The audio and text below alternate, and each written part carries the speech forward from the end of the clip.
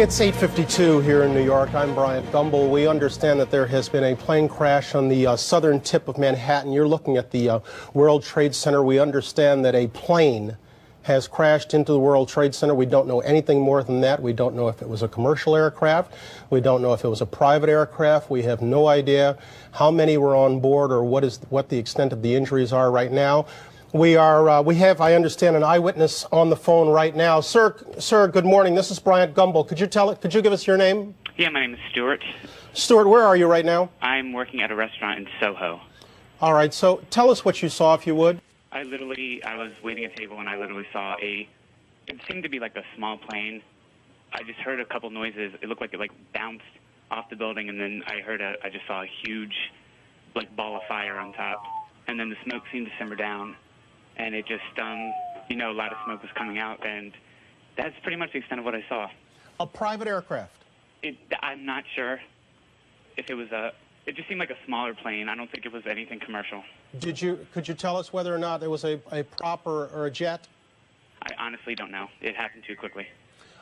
Characterize the scene for us down there right now, if you would. Excuse me? Can you tell us about the scene down there right now? Right now, people are just on the street looking at the building. The building, there's just a lot of smoke. It's not too crazy down where I am. How far away from the World Trade Center specifically are you? I'm actually on Thompson Street North. I'm not too far. It's 8:54 right now, Stuart. Can you tell me when this happened exactly? I would have to say about 10 minutes ago. About 10 minutes ago. Yeah. Is this normally an area that is heavily trafficked by aircraft, or is this an area that aircraft steer pretty clear of? I really don't know that information. Is there much panic around there? Just people on the street coming out looking. There was panic at first, but it seemed to slow down right now. We're looking at a picture of a great deal of smoke coming out of the building. Can you please tell us? I mean, was there, after you heard this crash, was there smoke immediately? No, there was a big ball of fire on the top of the building, and then as that simmered down, there just seemed to be a ton of smoke. And pretty much immediately.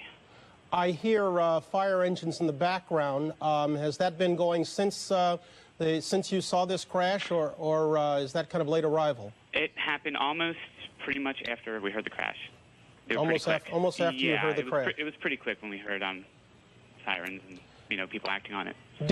Were you looking up as the plane approached the building, or did it only catch your attention after it crashed into the World Trade Center? I heard a sort of a crashing sound, but I looked up quick enough to actually see something go into the building, but everything happened so fast I wasn't quite sure what I was looking at. So there's no way you can know whether or not the plane seemed to be in trouble before it crashed into the building? Oh, no, I couldn't tell. It's hard for us to tell from the picture we're seeing just how far down from the top that plane crashed. Have you any better eyesight to it from your vantage point? Not really. All I know is it definitely wasn't the top of the building, because that seems to be intact from what I saw. I really can't tell right now.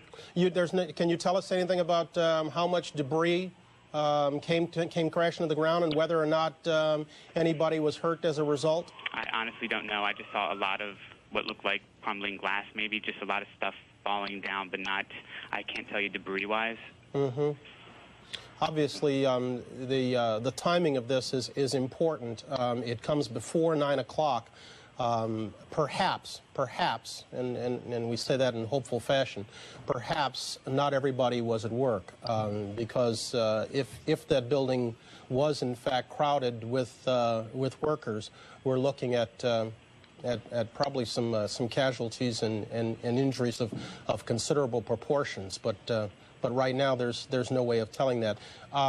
Mr. Stewart, just one more time, and I know I'm exhausting what little information you have, but we have people joining us every moment. Take me through again where you were, when this happened, what you saw. I was serving tables at a restaurant, and I just heard sort of like a boom sound. It almost sounded almost like an earthquake sound, and I looked up and I saw literally something like, it might have even bounced off a little bit of a building, and next thing I know, I saw a big ball of fire on the top of the building, and just lots of smoke and what looked like to be debris or glass falling down. and it happened really quick. It's really hard to... Okay. Stuart, I thank you very much. I appreciate that, sir. Okay, my pleasure. Thank you. Okay. We're on the line with another eyewitness. Sir, this is Bryant Gumbel in New York. How are you doing? I'm fine, thank you. You're Wendell? Yes, I am. Wendell, can you give me your last name? Klein. Wendell Klein. Tell me where you are, if you would. Well, right now I'm back in the hotel. I'm in the hotel offices here, the front office. You're in the... Okay, where were you when I was standing right in front of the hotel. I'm the doorman there. And... The hotel. Which hotel? Marriott World Trade Center. Right across from the World Trade Center. It's actually right in between them. Right in between the World Trade Center. Yes. Okay, so you were standing outside, and tell us what you saw and what you heard. Well, what I heard first, an explosion. And I just figured that it was a plane passing by. Then all of a sudden, stuff just started falling, like bricks and paper and everything. And so I just kind of like ran like inside to get away from the falling debris and glass and so forth. Then... after like everything stopped, because it like was falling in the street and the cars were crashing into each other. Then when it kind of stopped, I heard a guy screaming. And when I looked over, there was this guy that was on fire. So I kind of like ran over, and I tried to like put the fire out on him. And he was like screaming, and I just told him to roll, and he said he can't. And then another guy came over with his bag and kind of like put the flames out on him. So. Right now, he's being taken care of. I just had everyone call the ambulance and stuff so it can help him out. He caught fire as a result of the falling debris? Yeah. How much debris, can you give us an idea of how much came crashing to the ground? It's just a lot. Bricks, a lot of bricks, a lot of glass. I'm like enough to like damage cars on the street, make cars swerve into each other, that kind of thing. Any other people on the ground that you saw? No, just hurt? Just him so far. Tell me about the traffic down in that area, and I'm talking about human traffic. Human traffic? Well, at 8:55, which is about the time when this happened, 8:45, 8:55. Right. On my side, where I'm standing, there's not a whole lot because it's basically right in front of the hotel, so you don't get too much. But you do get enough. Get some. What about traffic in the building? I mean, you work basically between the two towers. Yes. Most people arriving for work before or after 9 a.m.? Before. Basically, in my hotel, I have people who are just leaving and going to meetings. Outside my hotel, I just had people waiting for their cars to take them to their various destinations, that kind of thing. I hear alarms going off down there. What's happening? That's our hotel alarm, and basically, I guess that went off automatically. They've evacuated everyone in the hotel. They evacuated all employees. They have evacuated the hotel? Yes. Immediately? Yes. Can you give me an idea of what the scene is like down there? What the what is like? What the scene is like down there at the World Trade Center? Just people are like crying and panicking, like want to know what's going on. When I came inside, there were a lot of people who wanted to go out to see what was going on, but the security kind of like kept them at bay and kept them inside. Basically, right now, I just still have people going towards the bar area. They're trying to evacuate everyone out of here. That kind of thing. Is this an area, Mr. Klein, that is normally trafficked by small planes, or is it an area that they're generally steer clear of? You do get some. I do see some passing. Basically, those planes like I do see passing are like those, like the planes from Washington, D.C. area. Like so, there won't be like huge planes, but big enough. Are you hearing anything, Wendell, about what kind of a plane it was, no. or how many were on board? No. Basically, all I got was my wife called me. She told me that it was a plane crash, and basically, I really don't know what's going on so far. Do you know if it was a private aircraft or a commercial plane? That I don't know. You don't know? No, sir. You're not seeing any evidence of people being carried out of the building yet? There's a woman that was just carried. I guess she fainted or something, but I don't see any physical injuries to her. All right. Mr. Klein, thank you very much, sir. All right. Good talking to you, sir. I appreciate it. Bye-bye. I understand Teresa Renault is with us right now. Miss Renault, good morning. Good morning. How are you? This is Bryant Gumbel. I'm down on 59th and 5th. Where are you? I am in Chelsea, and we are at 8th and 16th. We are the tallest building in the area, and my window faces south. So it looks directly onto the World Trade Center. And I would say, approximately 10 minutes ago, there was a major explosion from probably, it looks like about the 80th floor. It looks like it's affected probably 4 to 8 floors. Major flames are coming out of the north side and also the east side of the building, yes. and it was very loud explosion followed by flames, and it looks like the building is still on fire on the inside. Which building are we talking about? The one that's westernmost? Let's see. Yes, sir. So it's coming out on the north side and the east side of the building in the westernmost tower. That's correct. You're over in Chelsea. Did you hear the explosion from yes. your position? Yes, we did. As a matter of fact, we heard it, and because I was just like standing there pretty much looking out the window, I didn't see what caused it or if there was an impact. So you have no idea right now? Oh, there's another one. Another plane just hit. Right. Oh, my God. Another plane has just hit. It hit another building. Flew right into the middle of it. Explosion. My God, it's right in the middle of the building. This one into the east tower? Yes. Yes. Right in the middle of the building. And right now, that was definitely looked like it was on purpose. You saw a plane? Yes, I just saw a plane go into the building. Why do you say that was definitely on purpose? Because it just flew straight into it. It didn't look like it was, and it didn't look like a commercial jet. It was a smaller plane. It was definitely a smaller plane. Can you characterize the scene down there right now for us? Now, on the... Yeah, as you can look down to the street? Yes. From your vantage point? On the second building, I think that the further one, the east side, there it looks like it's about, I would say 15 floors lower than the first building, and there's now flames coming out of that building as well. They're both completely on fire. Now, I'm looking at what was the West Tower, and it looks like the fire on the north side of that tower is a little bit lower, but it looks like it's the same building. You're saying it was the other tower that absorbed this second impact? That's what it looks like, exactly, from my perspective. Don King, our director, if I could ask you to widen out and give us a shot of both towers, because we can't tell from this vantage point. Oh, okay, that is on the second tower. Yes. It is on the east tower. Teresa, hang on with us 1 second. We're gonna re-rack the tape of when we were talking to you to see if we can tell. Okay. We can't see anything. We can't see a second plane in the picture. There we see the explosion. Yes. There we see the explosion. Plane that hit it. Here we are. We're trying to re-rack the tape right now. Teresa, do you have a vantage point to the ground from where you are? Yes, I probably could go down. No, I'm not asking you to go down. I'm Okay. asking if you can see it. Oh, no, I cannot see the ground, as a matter of fact. There's too many buildings in the way. I can probably see just up about, I would say, up a third of, I can see the top two-thirds of the building. Uh-huh. And how much of that top two-thirds do you see flames? Do you see damage? I would say middle of the second building and the top fourth of the first building. Okay, Teresa, stay with us. We're going to look for that tape one more time. Okay. We're going to re-rack the tape here and see if we can't see a plane. Yeah, we see it right now.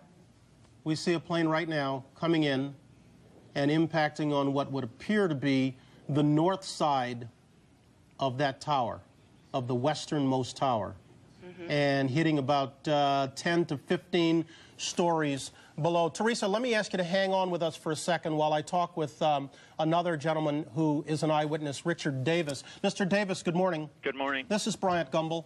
Yes, sir. I'm at 59th and 5th. Where are you? I'm at 50th and 5th, but I'm facing south on the 39th floor. You're facing south, so you have a clear vantage point. Yes. Talk to me about what you see, if you could.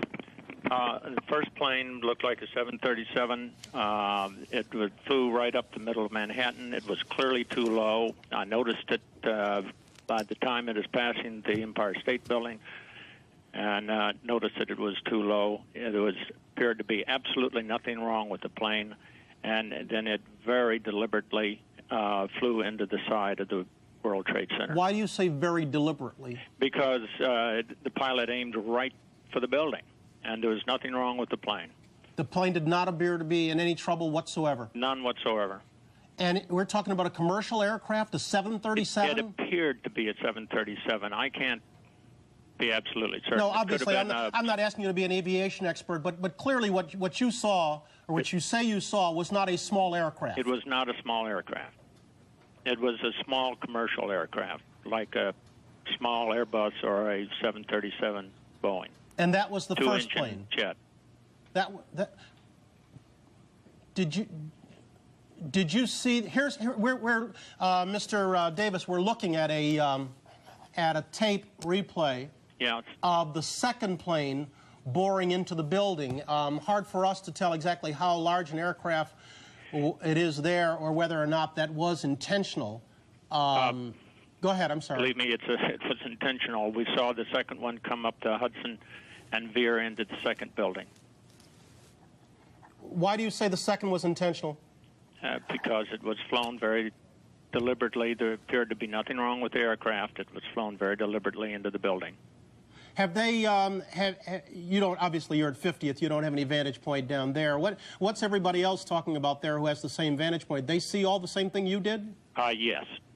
Well, others did not see the first one, but there were several people in my office when the second one came in. Yeah, we're looking at the second one boring in right now, and it does not seem to be wavering in any way or seem to be banking to avoid the tower in any way. Let us say it could hardly be a coincidence that two airplanes fly into the World Trade Center within minutes of each other. Yeah. On a clear day. Yeah. It's a terrible scene right now. Yes, the towers look terrible. Wow. Wow. Miss Renault, are you still on with me? Teresa Renault? Yes, I'm here. Okay. Can you tell us if the scene has changed from your vantage point? I would say from my vantage point right now, it's looks like there are very few flames coming out of the first tower. Still a lot of smoke. The second tower, we can still see flames coming out of the window, the north window, and a lot of smoke. A lot of smoke. The tops of the building are covered in smoke. And from your vantage point, you can't see anything of what's happening on the ground? No, I cannot.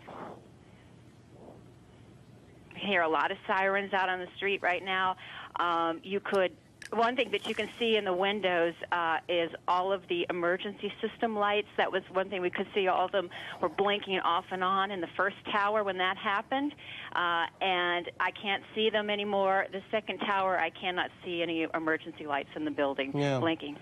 All right, I'm going to thank you both right there and pass along the word that we are getting from the FBI, that at this point the FBI is trying to confirm that this was an intentional act. At this point, it's pure speculation. Mr. Davis has told us of what he saw, and that it appeared the first plane, a large aircraft, bored into the westernmost of the two towers in intentional fashion. While we were speaking moments ago, a second plane, hard to identify the size of it, bored its way into the easternmost tower. So we have two crashes. Here's a different angle of the same plane. You see it off there on the left. Boring into there. But again, at this point, it is restricted airspace. It is a clear day. So the suspicions are high that these are intentional acts. But the FBI at this point is still trying to confirm that these are intentional acts. We have another eyewitness on the phone. Sir, good morning. Good morning, Mr. Gumbel. How are you? I'm fairly frightened, I have to say. Give me your name, if you would. My name is Frederick Schneider, sir. Mr. Schneider, where are you? I am on Liberty Street, which is the same street that the Trade Center's on. I'm on the south side, and the Trade Center's on the north side. My office is on the 24th floor, so I have a very clear view of exactly what happened this morning, and I've been here for about 2 hours, so I've been watching it unfold. 2 hours? Yes. I got to my office at 7 this morning. Oh, okay. I'm sorry. But tell me about the timetable of when things started to go terribly bad this morning. Well, Mr. Gumbel, at about 8:50 this morning, there was an explosion. I heard it first, and then my building, which is 51 stories tall, shook and rocked. And then I saw a plume of flame shoot out of the Trade Center over the Hudson River, and then I saw the plane that had crashed into the Trade Center fall down, and then it disappeared behind a building that blocks my view. There was a tremendous amount of smoke, and then it started to rain huge pieces of paper, and the paper continued to come down. At that point, all the news media started to learn about it, and I turned on my radio, and while I was still sitting at my desk, I saw a second jet, fairly large plane, fly in over the south end of Manhattan and deliberately fly directly into the Trade Center before my eyes. Why do you say deliberately fly into the Trade Center? Because there was no doubt in my mind that both planes were using the Trade Center as a target. They weren't in trouble. They weren't in distress. They weren't falling from the sky. They aimed for it. And they did a very good job. The Trade Center is torn open. There's a hole in the south side of the Trade Center, torn open from the impact of the plane, which fell into the street below. Would that be the westernmost of the two towers? The southernmost of the two towers. Southernmost of the two towers. Yes, yes. It's a big gaping hole in it. Flames and smoke have been pouring out since it happened about 5 minutes ago. I'm a little shaken because I saw the plane pass before my eyes. It was just about at my eye level. So. How close to you? A block and a half. You say you saw the first plane fall down. Yeah. We're re-racking tape here, by the way, and I'm speaking to you, Mr. Schneider, but I'm showing tape right here of the second plane boring into the northernmost of the two towers. You say you saw the first plane fall down. What can you tell me about that plane? Well, I didn't recognize it as a plane at first. It looked to me like a charred piece of metal, and I had thought that there was an explosion from within the Trade Center, so I thought what I was seeing was a piece of the Trade Center falling because the sheath of the Trade Center is metal. But since I've learned that the first explosion was caused by a plane crashing into the tower, I've assumed that what I saw was a piece of fuselage that was falling, and the plume of flame I saw shoot out would be consistent with jet fuel exploding. So you really have no idea of how large a plane the first one was? No, I didn't even know that was a plane. I learned that from the news media. But I definitely saw the second plane. I heard it sound, and I saw it streaming in from the south. I watched it crash into the Trade Center. You said you're very afraid, and understandably so. They're not evacuating your building? No. I'm going to leave on my own, but I haven't heard any decisions made to that effect. Can you see the ground from your vantage point? Oh, yes. Talk to me about the scene on the ground, if you would. Well, it's completely devoid of vehicles and people. The entire street is totally littered with paper and smoke, and several vehicles are on fire on Liberty Street in the parking lot where either fuel or pieces of the plane fell onto them after crashing into the Trade Center.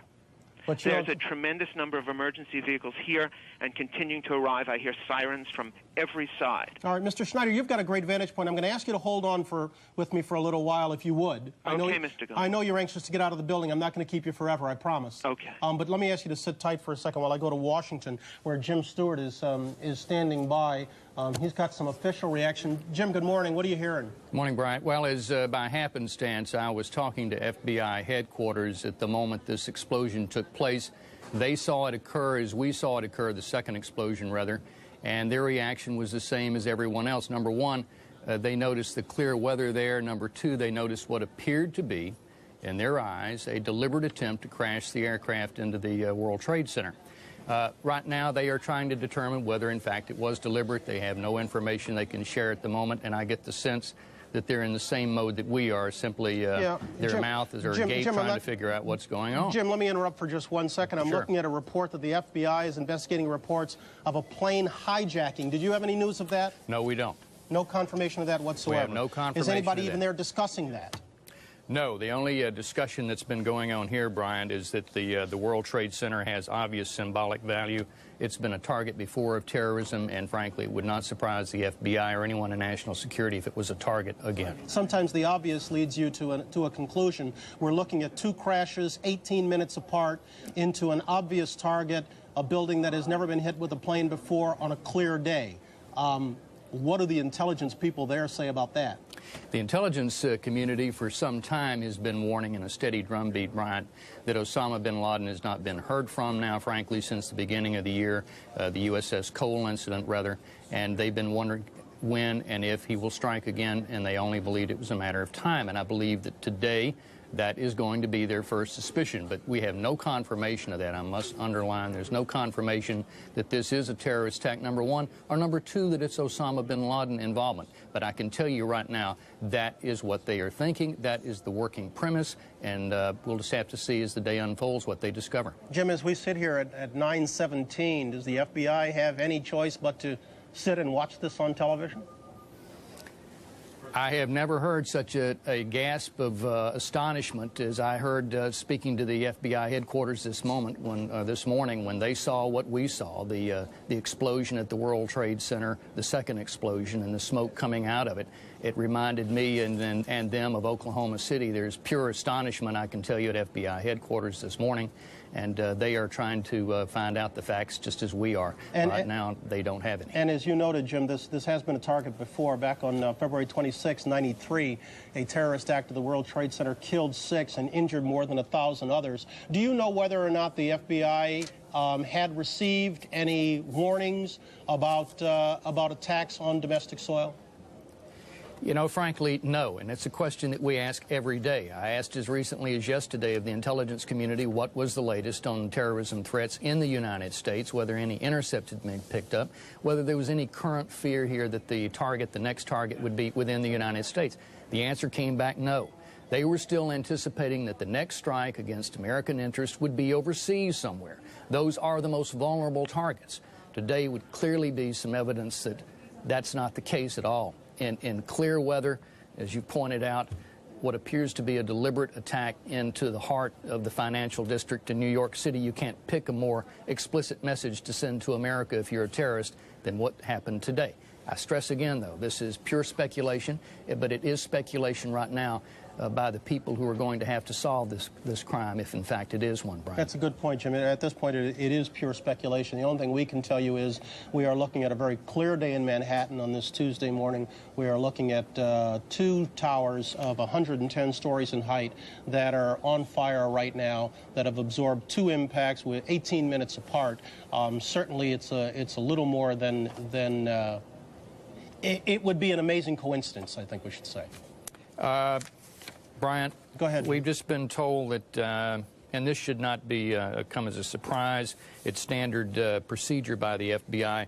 Their rapid deployment team from the Washington field office, this is a group of people that they send to major disaster and terrorist incidents, such as the twin embassy bombings in Africa. They have now been dispatched to New York.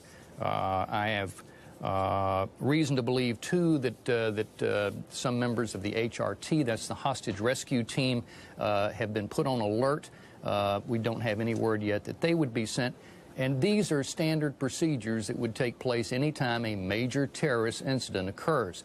But this would be a group of approximately 60 experts, people who are very good at picking up the bits of debris that we've been talking about falling on the streets of New York and turning that into evidence should they discover that this, in fact, was a deliberate act. Jim, and if you don't know the answer to this, I understand, so I apologize up front for asking you. But do you know whether or not there are any federal offices in the World Trade Center at the upper levels? I don't know that there are. I do not believe that there are. I believe that the FBI and the ATF, the Alcohol, Tobacco, and Firearms people, are all closer to Midtown.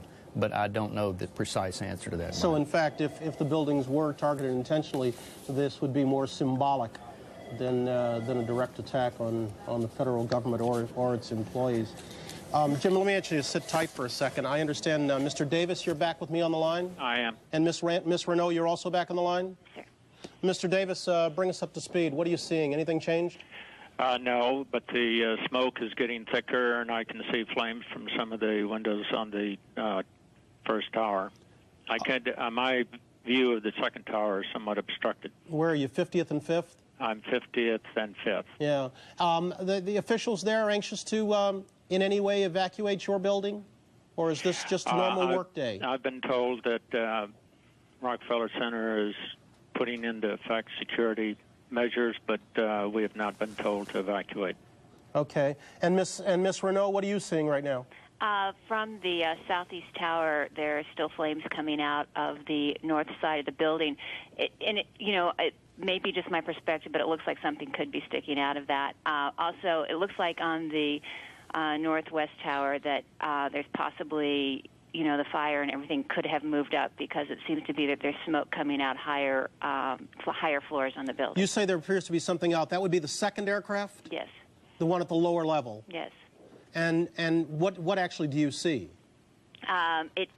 There's an object that doesn't fit with the line of the building that seems to be protruding, and that's what's on fire. We're getting a look at the building right now, and I must say the smoke seems to be obscuring our view enough so that we can't identify it. We're re-racking the tape right now. You see encircled there off on the right-hand side of your screen, this is the second plane. Obviously, the first plane has already collided with the top of the southernmost building, and now here comes the second plane. And you see, making no moves to evade the second tower, and then crashing into the second one. Ms. Renault, let me ask you to sit tight. Mr. Davis, you too, for a second. I want to go to Washington, where White House correspondent Bill Plant is standing by. Bill, what are you hearing on your end?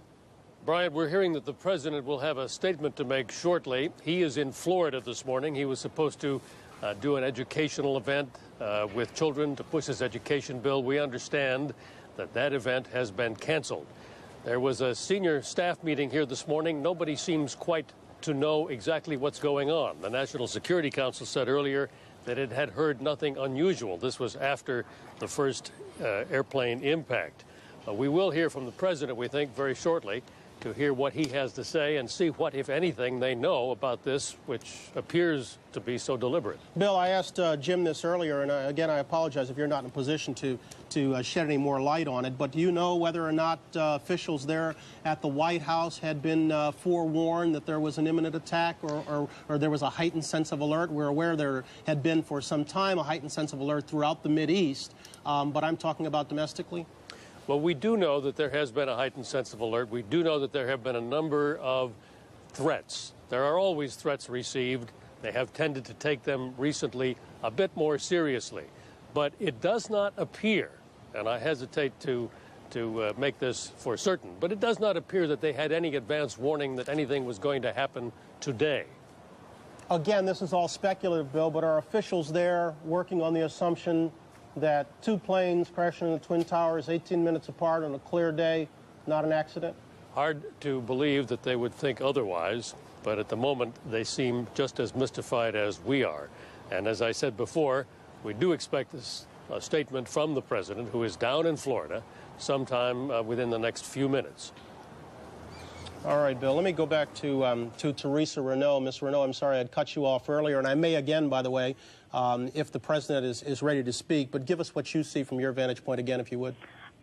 From the southeast building. You're in Chelsea, correct? Yes, I am. On the 14th floor, we have a 360-degree view. It's completely clear, straight shot. We have on the southeast building on the north side, looks like the north corner, about the middle of the building. It is still very much in flames and smoke rising from that. I can't see as many flames coming out of the northwest building. It looks like, though, that the north side of the building and the west side of the northwest building have been opened up and still very much covered in smoke in the tops of the buildings. And that the northwest side would be the building that absorbed the first impact, the higher of the two. That's correct. From our vantage point, it appears that the higher hole is a larger hole. Is that what you see? Yes, absolutely. Absolutely. And, I don't know if that's just a difference in perspective from where I am, because that is the closer building Certainly to me. It's staggered. You're correct. Yes. But we had heard an earlier report, unconfirmed, that the first plane appeared to be a 737. The plane we saw, yes, absent any perspective, seemed to be a smaller plane. I would say the explosion upon impact was much larger on the first hit than the second. You heard both? Yes, I saw the impact on the second building. I saw the explosion come from the building on the first one. Mm-hmm. You're at Chelsea and 14th. Yes. It's like a 16th and 8th Avenue. Yeah, I'm sorry, on the 14th floor. I apologize. Yeah, not on 14th. You're a considerable ways away. Any effort there to evacuate your building? Not at this point. No. Mr. Davis, tell us the mood where you are. We were talking to a gentleman earlier who was in a high-rise closer to the World Trade Center, and he was genuinely afraid, and understandably so. Well, it is shocking. Very shocking to have witnessed. Perhaps we can be somewhat more sympathetic to what Israel is suffering at the moment. But they have not moved people out of your building? No. You said you're at Rockefeller Center, that security actions have been put into place. What do those entail? I really do not know, but we have not been told to evacuate. All right. Jim Stewart, back in Washington, you still with us? Oh, Bill, you're still with us, right? I am, Brian. What word are you hearing on when the president's going to come forward?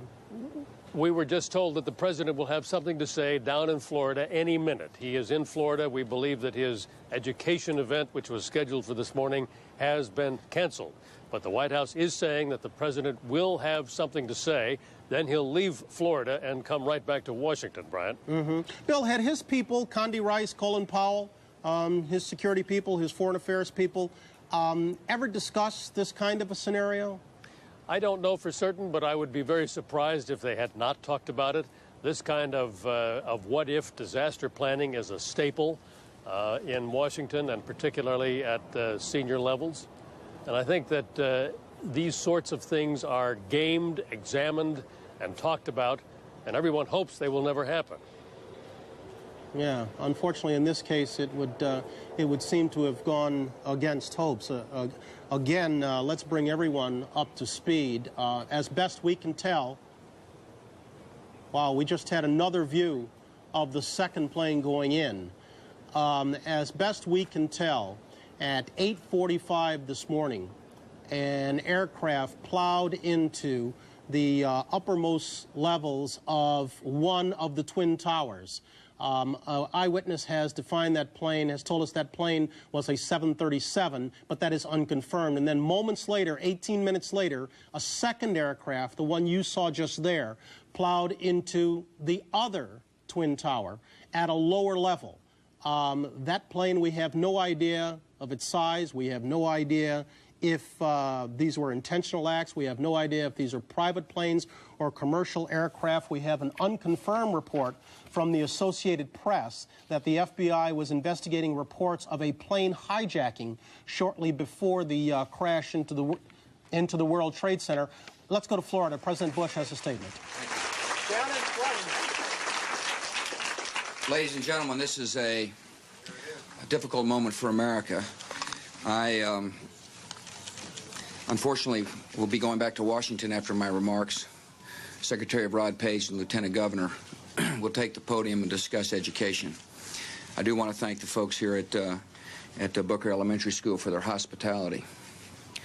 Today we've had a national tragedy. Two airplanes have crashed into the World Trade Center in an apparent terrorist attack on our country. I have spoken to the Vice President, to the Governor of New York, to the Director of the FBI, and have ordered that the full resources of the federal government go to help the victims and their families, and to conduct a full-scale investigation to hunt down and to find those folks who committed this act. Terrorism against our nation will not stand. And now, if you join me in a moment of silence.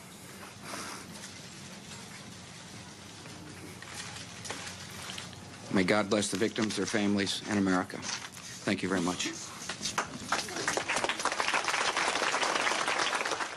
We've been watching President Bush, who was down in Florida for what was supposed to be an educational event. Instead, he is racing back to Washington as we speak. The president making a very brief statement in Sarasota, calling it an apparent terrorist attack on our nation. Again, that is unconfirmed, and promising the full resources of the federal government to not only help the victims but also to investigate. And before asking people to pray with him, the president saying that this act will not stand. As he was speaking, we got a report from Reuters that a plane was hijacked from Boston. A plane out of Boston was hijacked. But again, that is unconfirmed. We had a report earlier from the Associated Press that there had been a hijacking. Now Reuters is reporting that a plane out of Boston was hijacked. An American Airlines aircraft, we understand, was the plane that was hijacked. This would be in keeping with an earlier eyewitness report that the first plane that plowed into the World Trade Center was a 737. Former FBI agent James Kallstrom covered the World Trade Center bombing back in 1993. He is with us on the line right now. Jim, good morning. Good morning. You've been watching this. Talk to me. I shouldn't say good morning. It's not a good morning. No, I apologize. Go ahead. I don't really know much about it, but it sure looks to me like a deliberate act of terrorism. And I mourn the loss of the lives that I'm sure are going to follow this. I've got a lot of questions for you, James. Let me kind of take you through them if I could. Because you investigated and worked on the original terrorist incident, I should say the terrorist incident back in 1993, can you tell me if these buildings have any special significance by virtue of who's working in them? Well, I don't think it's so much who's working them. I think the towers symbolize largely. There's many other symbols also, but the World Trade Center is a symbol. That was one of the original reasons that Ramzi Youssef and the rest of that gang wanted to do the World Trade Center as a symbol of America. So, sure, there's other symbols, but I think this is probably the tallest one on the East Coast. Again, all of this is unconfirmed. We heard the president call it an apparent terrorist attack. At this moment, have you any doubt that's exactly what it is? No, I have no doubt of that. I would call it an apparent attack. I think there's probably an infinitesimal chance it isn't, but it certainly doesn't appear that it could be. Commercial airline is number one, are not going to direct themselves into a square hit on the World Trade Center. If there's some sort of a mayday or something wrong with the plane, they're going to try to ditch it elsewhere. They're not going to do that. And if the reports of a second plane hitting the building are true, then I think that probably caps off exactly what this is. It's a cowardly act of terrorism. How restricted is the airspace around the World Trade Center? I'm not an FAA person, but no, you cannot fly through that airspace unless you're a helicopter, unless you're anything really, without being guided by air traffic control. It's highly restrictive. So the possibility that two planes on a clear day just happened to wander into these buildings. I think that's beyond the pale. Yeah, that's not a possibility. Again, you worked on evacuating these buildings. You saw what happened when they were evacuated. How many people are we talking about from what you can see on those upper levels? Do we know exactly what time this first event happened? We're guessing. We're putting it at about 8:45, Mr. Kallstrom. Yeah, I think that's only by eyewitnesses. Yeah, Brian, I think we're talking literally hundreds and hundreds, if not thousands, of people affected by this. I mean, the smoke alone in the other floors and the when you compare the bombing in the basement of that building, which for a number of hours we weren't sure it was a bomb. We thought maybe it was some sort of a transformer blowing up, to what's reported at least as a 737 type size airplane, something that size, hitting the first tower, and then some smaller plane hitting the second. I mean, this is geometrically more catastrophic. Difficult building to extraordinary, obviously, because of the height of the buildings. But the plans in place for evacuation, are they, from your experience, state of the art? I think they are. I think the whole security of that building, both from a physical security standpoint and from an evacuation standpoint, was certainly reinvented and looked after that tragedy that happened back in the early 90s. And they're probably as good as they can be. But having said that, you're talking about one of the tallest structures, or two of the tallest structures in the United States. And whether or not the elevators are working, they're probably not. They're not used in case of fire. You've got a massive evacuation problem on your hands. Would it be highly unusual, Mr. Kallstrom, for these attacks, if that's what they were, to have taken place without some degree of advance warning? Well, I don't know the answer to that. Obviously, the FBI and law enforcement, the people that come to work every day and suffer through immense criticism when little things go wrong, these are the days that everyone hopes that they have a very formidable, highly motivated FBI and law enforcement team. And I suspect we do. And these are the things that they try to not have happen. These are the things they try to have the intelligence to avoid happening. International terrorism, if that is what this is, and I don't know what it is very hard to penetrate because it's not very, it doesn't have a hierarchy of authority, and it's cellular, and it's a lot of different people motivated for religious type reasons, hatred reasons, and you can necessarily not know a lot about what's going on in an agency if you're in at some level because it's so segmented. Again, I'm getting a report now that it was a United Airlines plane that plowed into the building. We don't know whether that negates the American Airlines reported hijacking or whether or not that was a second plane. So at this point, we're getting different reports. Go ahead, Mr. Kelso. Yeah, I mean, you telling me that, Brian, if that is a commercial airline, a United or American or whatever it is, you know, that, I mean, my initial thought there is that this plane was somehow commandeered by somebody, hijacked, taken over, and flown into the building. I don't know that for a fact, but that's certainly what it looks like. Yeah, as I'm looking at the second tape right here, and I don't know if you're watching on the line with us, that is definitely a commercial-sized aircraft. Yeah. Now that we've blown it up. Yeah. In size. You know, it's beyond belief, but it's not beyond belief. I mean, we've seen this hatred find its way into the embassy bombings in Africa. We've seen this hatred at the USS Cole. We've seen it at the World Trade Center in '93. We've seen it around the world in acts that take place almost every day. And, you know, for this to then transform itself into this size of an incredible tragedy, to me, although I certainly would never expect it, never ever want it to happen, is not that unbelievable. Yeah, James Kallstrom, let me ask you to sit tight for a second, if you would. Brian Jenkins, a terrorism expert who's been with us quite a few times, as I understand, on the line. Brian, you there? Yes, I am. Talk to me.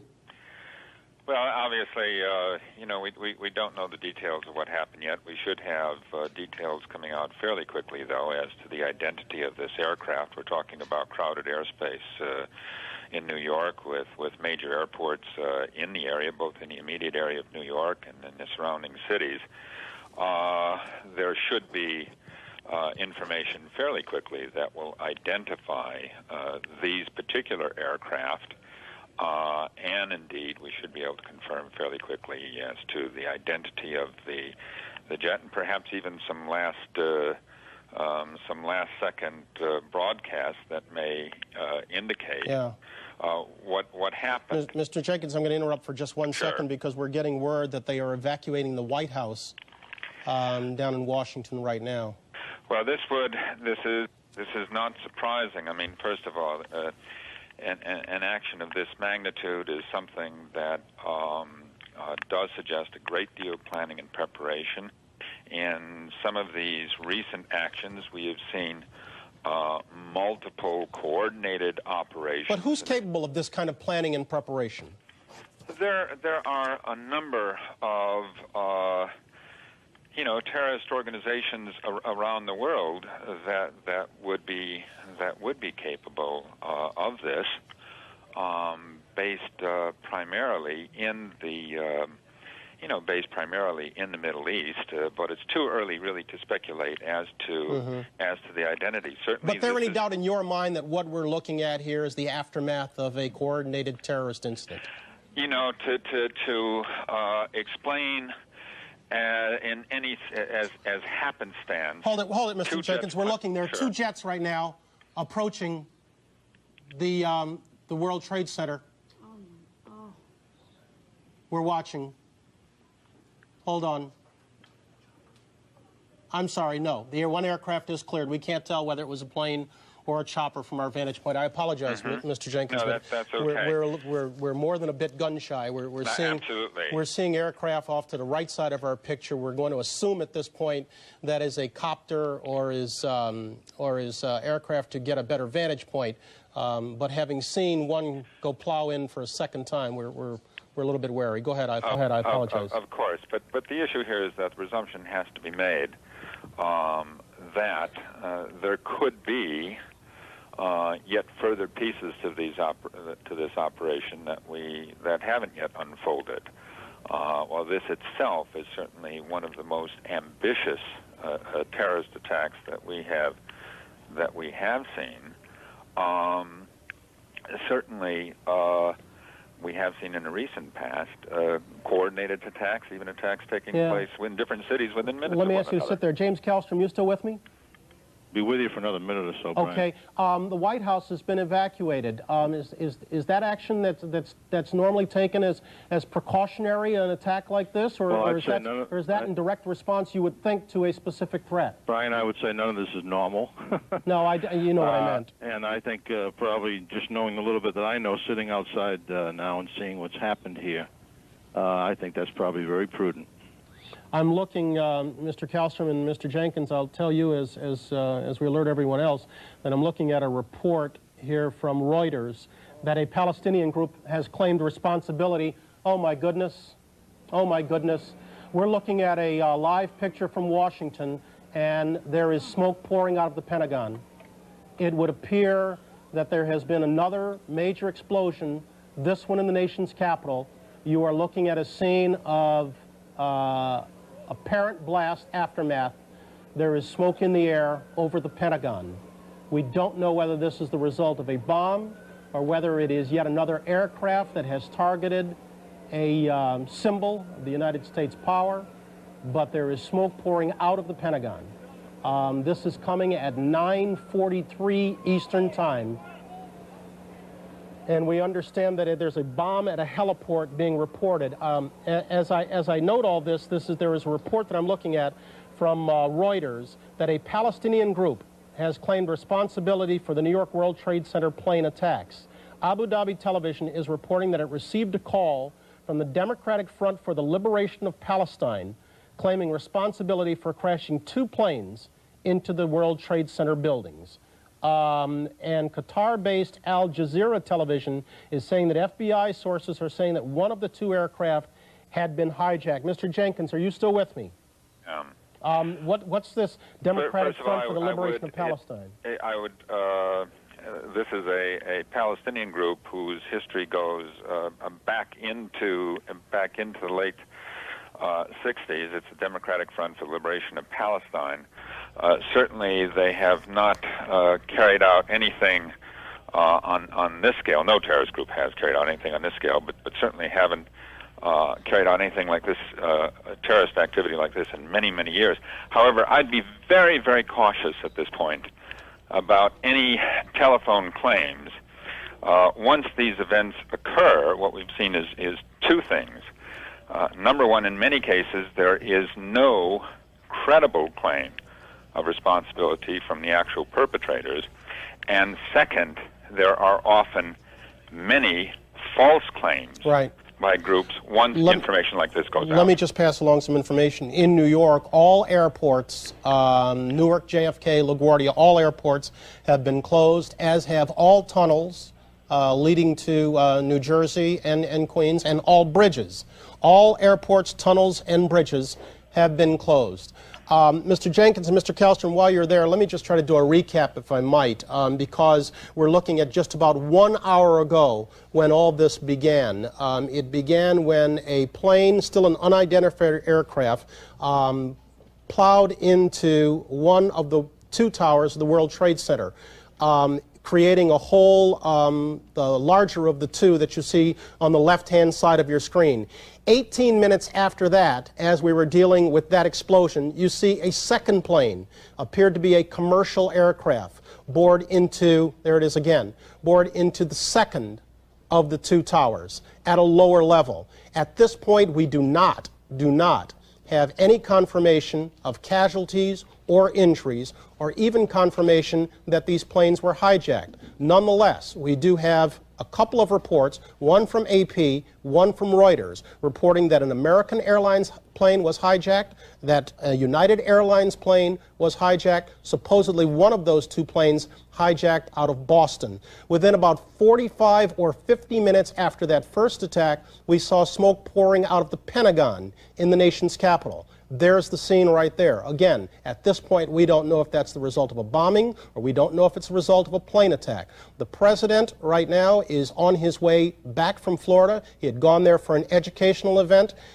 He came forward, had a couple of things to say to the nation. In a brief remarks, he said this was an apparent terrorist attack on our country, promised the full resources of the government to help those who were injured by the attack and to investigate the attack. He said, before leading people in prayer, that this will not stand. The president is heading back to the White House, but we can tell you at this point that the White House has been evacuated or is in the process of being evacuated. And here in New York, everybody is, of course, on full alert. All airports, tunnels, and bridges have been closed. Mr. Kallstrom, are you still with me? Yeah, I know you've got to get out of there. Any final comments from your end? No, just a tragic day. I agree with the comments about. I don't think we should jump to any conclusions as to who did this. I think it's largely irrelevant for the public at this point. There are a lot of false claims and misclaims and no claims and after all, this is such a massive attack that full retaliation will be in the cards. So the notion of someone standing up and saying they actually did this, I would have to put great doubt at that at this point. Former New York FBI Director James Kallstrom. Jim, thank you. Thank you. We can add right now to the list of evacuated, we told you earlier the White House was in the process of or had been evacuated. We understand the same can now be said of the U.S. Capitol and the U.S. Treasury building. Brian Jenkins, are you with me? Yes, I am. You heard Mr. Kallstrom talking about responding to this kind of an attack, if that's what it was. That's something easily said. Is it doable? Well, it is doable. The question is, first of all, though it's far too early to talk about what it may be possible to do in response. I mean, clearly, an action like this will provoke some type of response, but then that really requires first figuring out who did it, and then figuring out what the appropriate response is. Can you play process of elimination in answering who did it? Can you not eliminate some possibilities because they did not have the resources, the coordination, the expertise to do this? You know, you have to be very, very careful both about jumping to conclusions as to who to blame and ruling out people prematurely. Many, many years ago, analysis of something like this used to be easier because we dealt with a number of identifiable terrorist organizations, each of which had its own identifiable capabilities and modus operandi. Today, it is a much more fluid organization from universes of like-minded fanatics. These various conspiracies are put together, and so, in fact, if we drop back to the plot that was discovered just before the Millennium celebrations in the United States, that involved some Algerians who, in turn, are believed to have been connected to Osama bin Laden. You know, one sees these assemblies of conspiracies that may involve many actors. Again, a further note, and we're getting this as it comes in.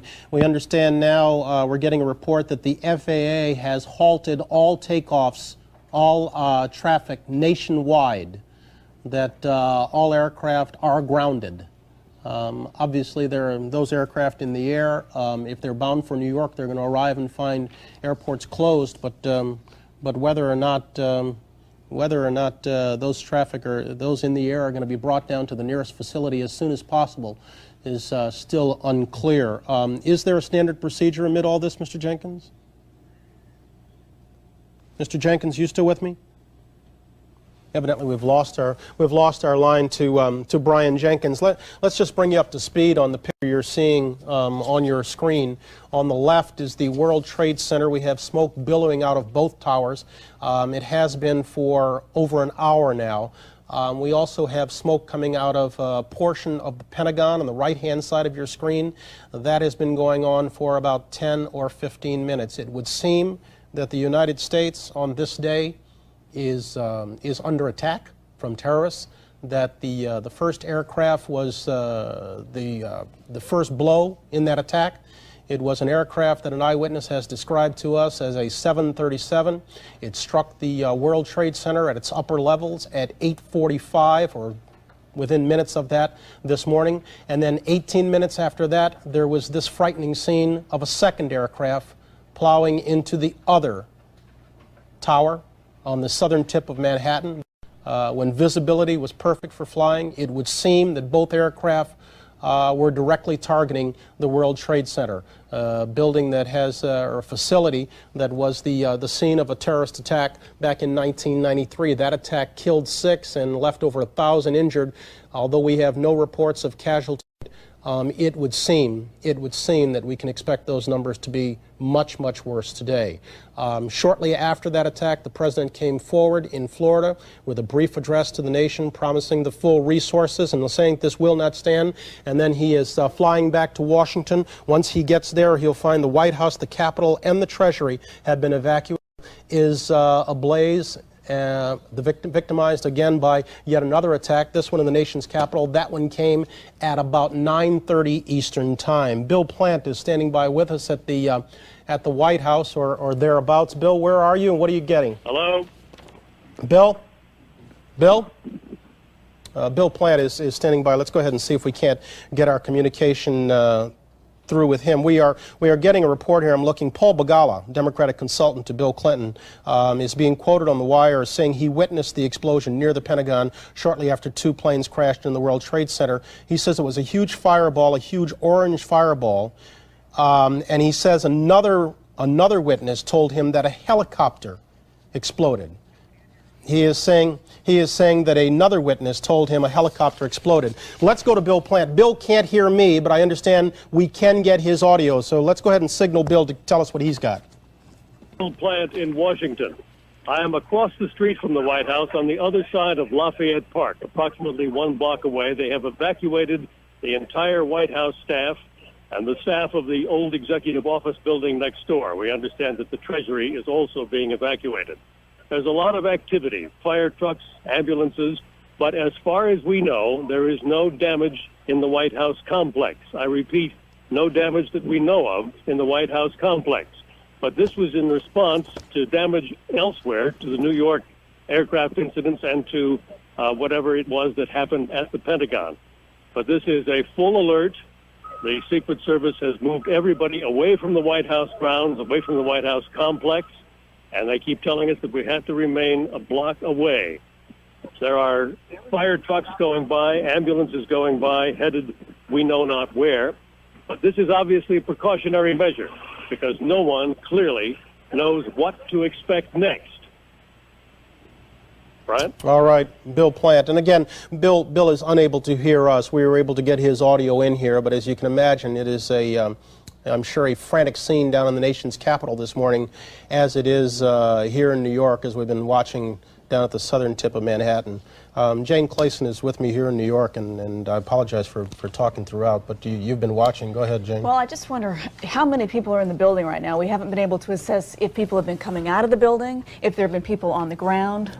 One man reportedly had some burns from some debris that had fallen from the building, but we still haven't been able to assess if there are injuries, or obviously there are many hundreds or if not thousands of people affected, says James Kallstrom, formerly of the FBI, but we still don't know that, and that's one looming question. Yeah, I mean, you at this point, you hate to jump to conclusions and you don't want to throw numbers around, but if, and again, I put if in capital letters, if we are talking about 2 commercial aircraft plowing into the World Trade Center during business hours or shortly before the business day begins at 9 a.m., we are talking about some considerable numbers of dead and injured. And not just at the World Trade Center, now at the Pentagon in Washington as well. Also at the Pentagon. And we're looking at a list of some of the businesses on the upper levels of the World Trade Center, and none of them have any affiliation with the government. But again, the World Trade Center isn't necessarily a government building. It is there's U.S. Customs above the 70th floor, but the World Trade Center, more than anything, is a symbol of the United States, a symbol of U.S. progress, a symbol of U.S. might, located as it is down at the heart of Wall Street. And so if in fact it was targeted, it was because of its symbolic value. Producer Laura Shane was by the Pentagon when it was hit. Let's go there again. She can't hear us, but she can speak with us. Laura, somebody cue her. Hello. Hello. All right. Obviously, we're having problems with Laura Shane's audio. Again, at this point, we don't know whether that Pentagon explosion was the result of an aircraft crashing into it or a bomb that was deployed near there. We had an unconfirmed report that it was a helicopter that had crashed into the building. You can still see some flames down there in the lower right-hand corner. Now we are getting a report that they believe it was a plane. But again, we do not have any confirmation of that, nor do we have any idea what the numbers involved here are. These are the first scenes from the ground, it appears. Yeah, these are scenes from near the Pentagon in the nation's capital. We don't know how close to the Pentagon these are. Obviously, that is not the Pentagon in the background, so we're talking of a neighboring area. We're not getting any numbers at this point. We do know that an FBI team has been dispatched from the nation's capital to investigate what has gone on at the World Trade Center, but at this point, our information is sketchy. Looking at a report here now, the first plane to hit the World Trade Center was a hijacked aircraft that had taken off from Boston, supposedly an American Airlines Boeing 767 out of Logan. This is the second aircraft. We don't know whether or not this aircraft was, as earlier reported, a United Airlines aircraft. We are also getting word out of Chicago that the Sears Tower, the tallest structure in that city, has been evacuated. Before we have to step aside, as we're getting another look at the second attack, we understand a Pentagon witness is with us in Washington. Good morning. This is Bryant Gumbel in New York. Could you identify yourself, please? Hello? Yes. Yes, sir. Could you identify yourself for me? Yes, my name is Jim Dorsett. And Jim, how close are you to the Pentagon? Okay, we're obviously having some problems making that connection with the eyewitness in Washington. We have just a minute left. Let's go ahead and recount what we do know. At 8:45 Eastern Time on a clear day on the southern tip of Manhattan, not one but two aircraft plowed into the World Trade Center. We don't know at this point if they were private aircraft. We don't know if it was intentional. All we do know is that they appeared to be commercial aircraft. These come amid reports of hijacking. Shortly after that, about an hour after that, there was an explosion at the Pentagon. At this point, the Pentagon, the White House, the Capitol, and the Treasury have been evacuated in Washington. In New York, all airports, tunnels, and bridges have been closed, and in Chicago, the Sears Tower has been evacuated. We understand now there has been a secondary explosion on Tower 2. With that, we will leave you and turn it over to Dan Rather.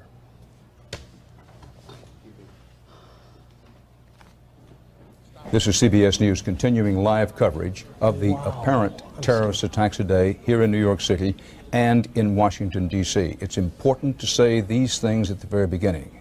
There is much that is not known about what is happening. The second thing is that the word from almost everybody who's trying to deal with the situation, the word of the day is steady. Steady. Yes, there have been some terrible things happening, but until and unless we know the facts, it's very difficult to draw many conclusions. Now, here's what we know. Just before 9 Eastern Time this morning, a plane crashed into one of the twin towers of the World Trade Center along the Hudson River here in New York. A few minutes later, a second plane crashed into the other tower. Both skyscrapers are on fire. Evacuations have been underway for a long while. There are known injuries. How many? Much too soon to know, and whether there's any death or not, it is too soon to know. Yes, there are widespread assumptions that there must be death, but there are no confirmed fatalities. Now, in Washington, the Pentagon has had a fire and explosions, much speculation of what would have caused the fires and explosions at the Pentagon in Washington, but very few facts. David Martin, our Pentagon correspondent, says that he has seen, I believe it said 5 injured people at the Pentagon. One eyewitness, and only one so far, is quoted as saying he thinks, I put that in quotation marks, he thinks a plane crashed into the Pentagon. But there'll be rumors all day, and we're going to try to separate the rumors from the facts. Now, you're looking at a live picture of the Twin Towers of the World Trade Center in flames with much smoke. In the last few minutes, there have been 2 reports, but not yet officially confirmed, that a portion of at least one of the towers has collapsed. But I caution that that's an unconfirmed report, although it comes from 2 sources, and it's unclear whether that collapse is about the interior of the building or some portion of the exterior of the building. I want to emphasize again, not to be redundant, but this is a day in which rumors are going to spread like mildew in damp basements. And there'll be reports, some of them will be officially confirmed, some not.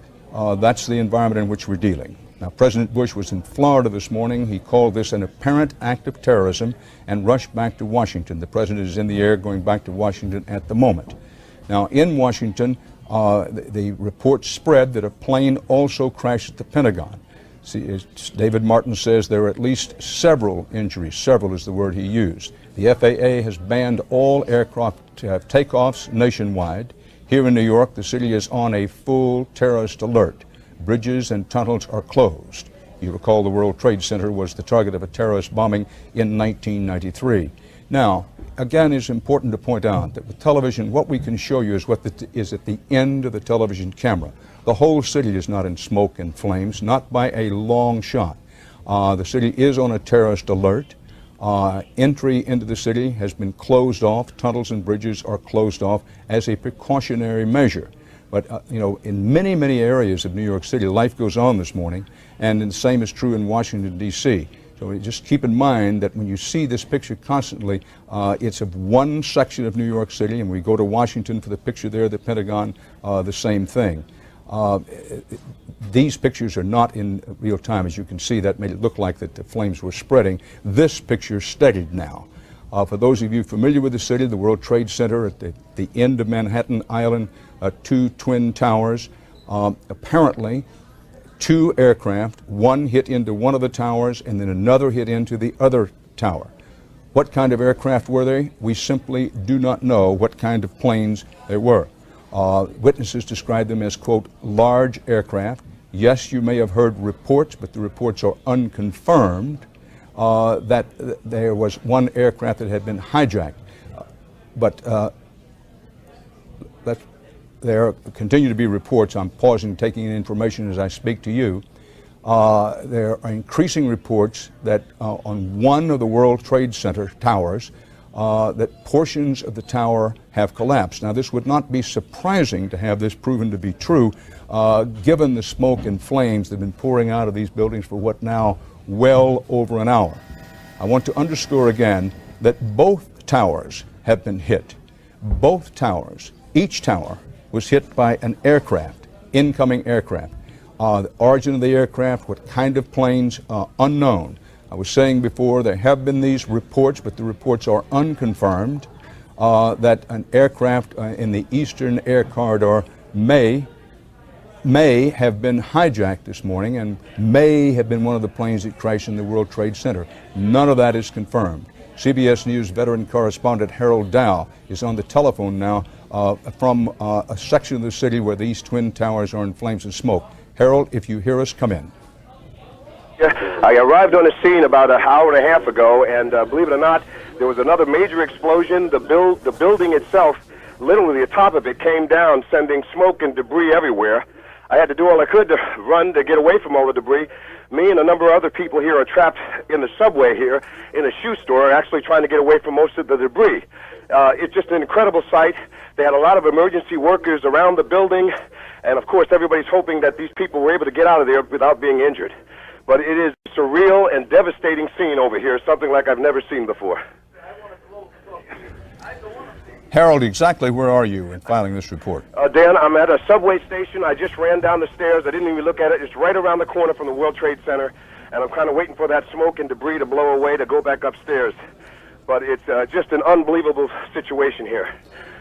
Well, Harold, if I may, take a deep breath, take a series of deep breaths, and then let me ask you, have you seen any indication that would tend to confirm these reports, which have been growing in intensity, that a section of the World Trade Center has collapsed onto the street below. Do you see any confirmation of that in any direction? That is true, Dan. That's what we were all running from. We heard the building coming down, and that's what we were running from.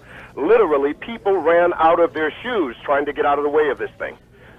Well, one can certainly understand that. So Harold Dow, our man on the scene, reports that he can confirm that a section, we do not know how large a section of one of the World Trade Center towers has collapsed into the street below. Now, for those of you who are joining us in progress, it's Dan Rather at CBS News World Headquarters in New York with Russ Mitchell at my side here, covering a breaking news situation.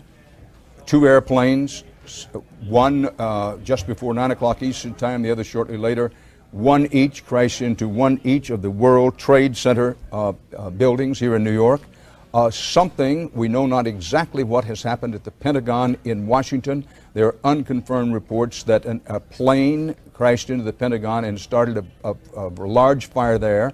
There have been some people injured at the Pentagon. How many, we do not know. David Martin on the scene at the Pentagon says he saw several people injured.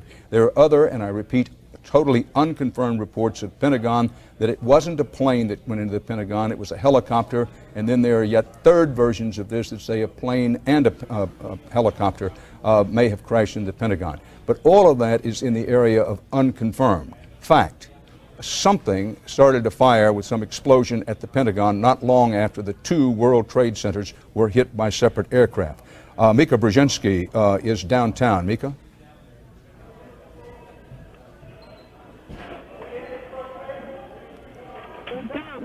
Yep. Hi, Mika Brzezinski here reporting from PS 89. It's near the scene of the now collapse of what we believe to be the Tower Number 1 of the World Trade Center.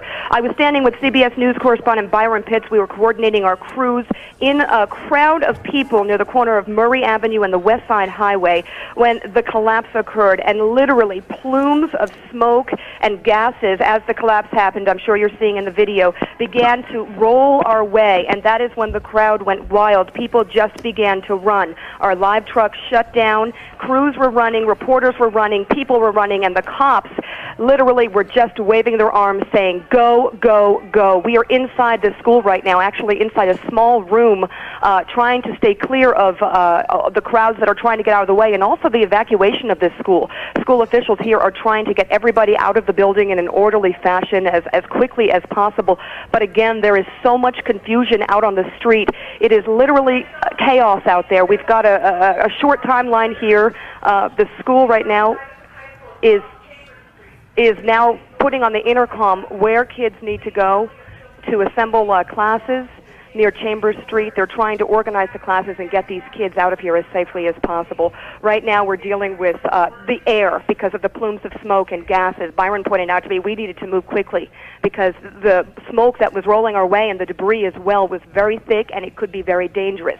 It was already a chaotic situation before the collapse happened, and this is just piling more danger and damage on top of what was already a very chaotic situation. We're dealing with a wide range of emotions out here on the street as well. You've got typical New Yorkers. I actually ran with my producer, Mike Noble, about a mile to get here before we hopped onto a golf cart and got someone to bring us right up to the scene. And what we saw were people who were walking nonchalantly. It's New York, kind of looking back at what they could see, and others completely upset, crying. One woman had to get off her bike because she was so upset. I think a lot of people in a situation like this, even if they're not close to it, all of a sudden feel that fear. They feel that maybe this was deliberate. What is happening in our city? But in a sense right now, we are dealing with a situation where 2 planes hit the World Trade Towers, one after the other. We're not necessarily sure how and why it happened.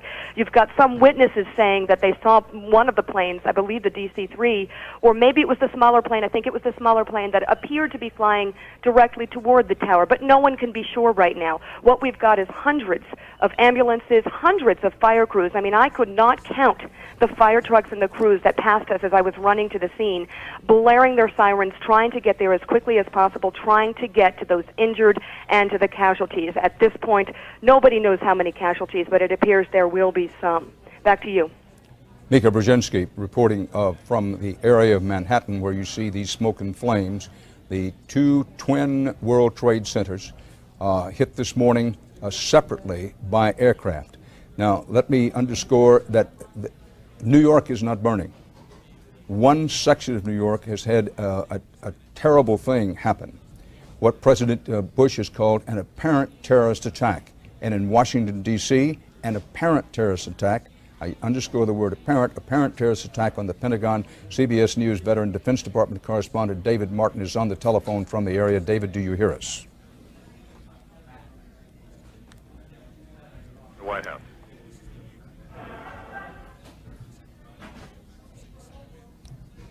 We're having some difficulty bringing in David Martin.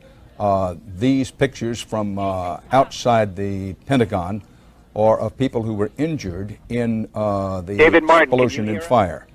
There, we're trying to bring in David Martin, who is on the grounds of the Pentagon. As you might well understand, cell phone traffic has been extremely busy this morning, so busy that it makes it difficult to get any cell phone communication in Manhattan, New York, and for that matter in Washington itself. So while we try to get David Martin up, you're looking at a live picture from the Pentagon in Washington. Keep in mind, two airplanes hit one each of the Twin Towers World Trade Centers in New York, and in the Pentagon, nobody knows what started it. Nobody knows for sure what started it. Apparently, a plane and or a helicopter was flown into the Pentagon, but that's not been confirmed. There was an explosion and fire in the Pentagon. These pictures have to do with casualties injured at the Pentagon. If anybody has been killed, we are not yet aware of it. We go to Jim Stewart in our Washington Bureau. Jim? And here in Washington, the police now have closed down the Capitol, the House and Senate. They have closed down the Justice Department. The World Bank has been emptied. We are told that the Metropolitan Police Department of Washington now is on full alert with the anticipation that there could be additional targets if in fact someone is targeting sites in the nation's capital. We are told that the FAA has grounded all flights, all domestic flights in the United States. One building that has not closed down is the FBI. The FBI has established an emergency command post in the center of its building. It's a contained area that is presumably safe from bombs, they believe, and FBI officials have been there now for the last 2 hours trying to sort out exactly what is going on. I can tell you, Dan, that the working theory here is that this is the work of terrorists. They specifically believe this is the work of Osama bin Laden. This is pure speculation at the moment. As recently as yesterday, Dan, when we were making our rounds on what the latest terrorist threats were in the United States and abroad, there was no hint whatsoever that there was a threat against any domestic target in the United States. There had not been any domestic intercepts of messages. There had been no sense that there were people here who should not be here. The feeling was that there were threats against targets overseas, but not here in the United States. They tell me, frankly, that there is a roadmap, a blueprint, if you will, for precisely what happened today. And that was signed by Ramzi Youssef.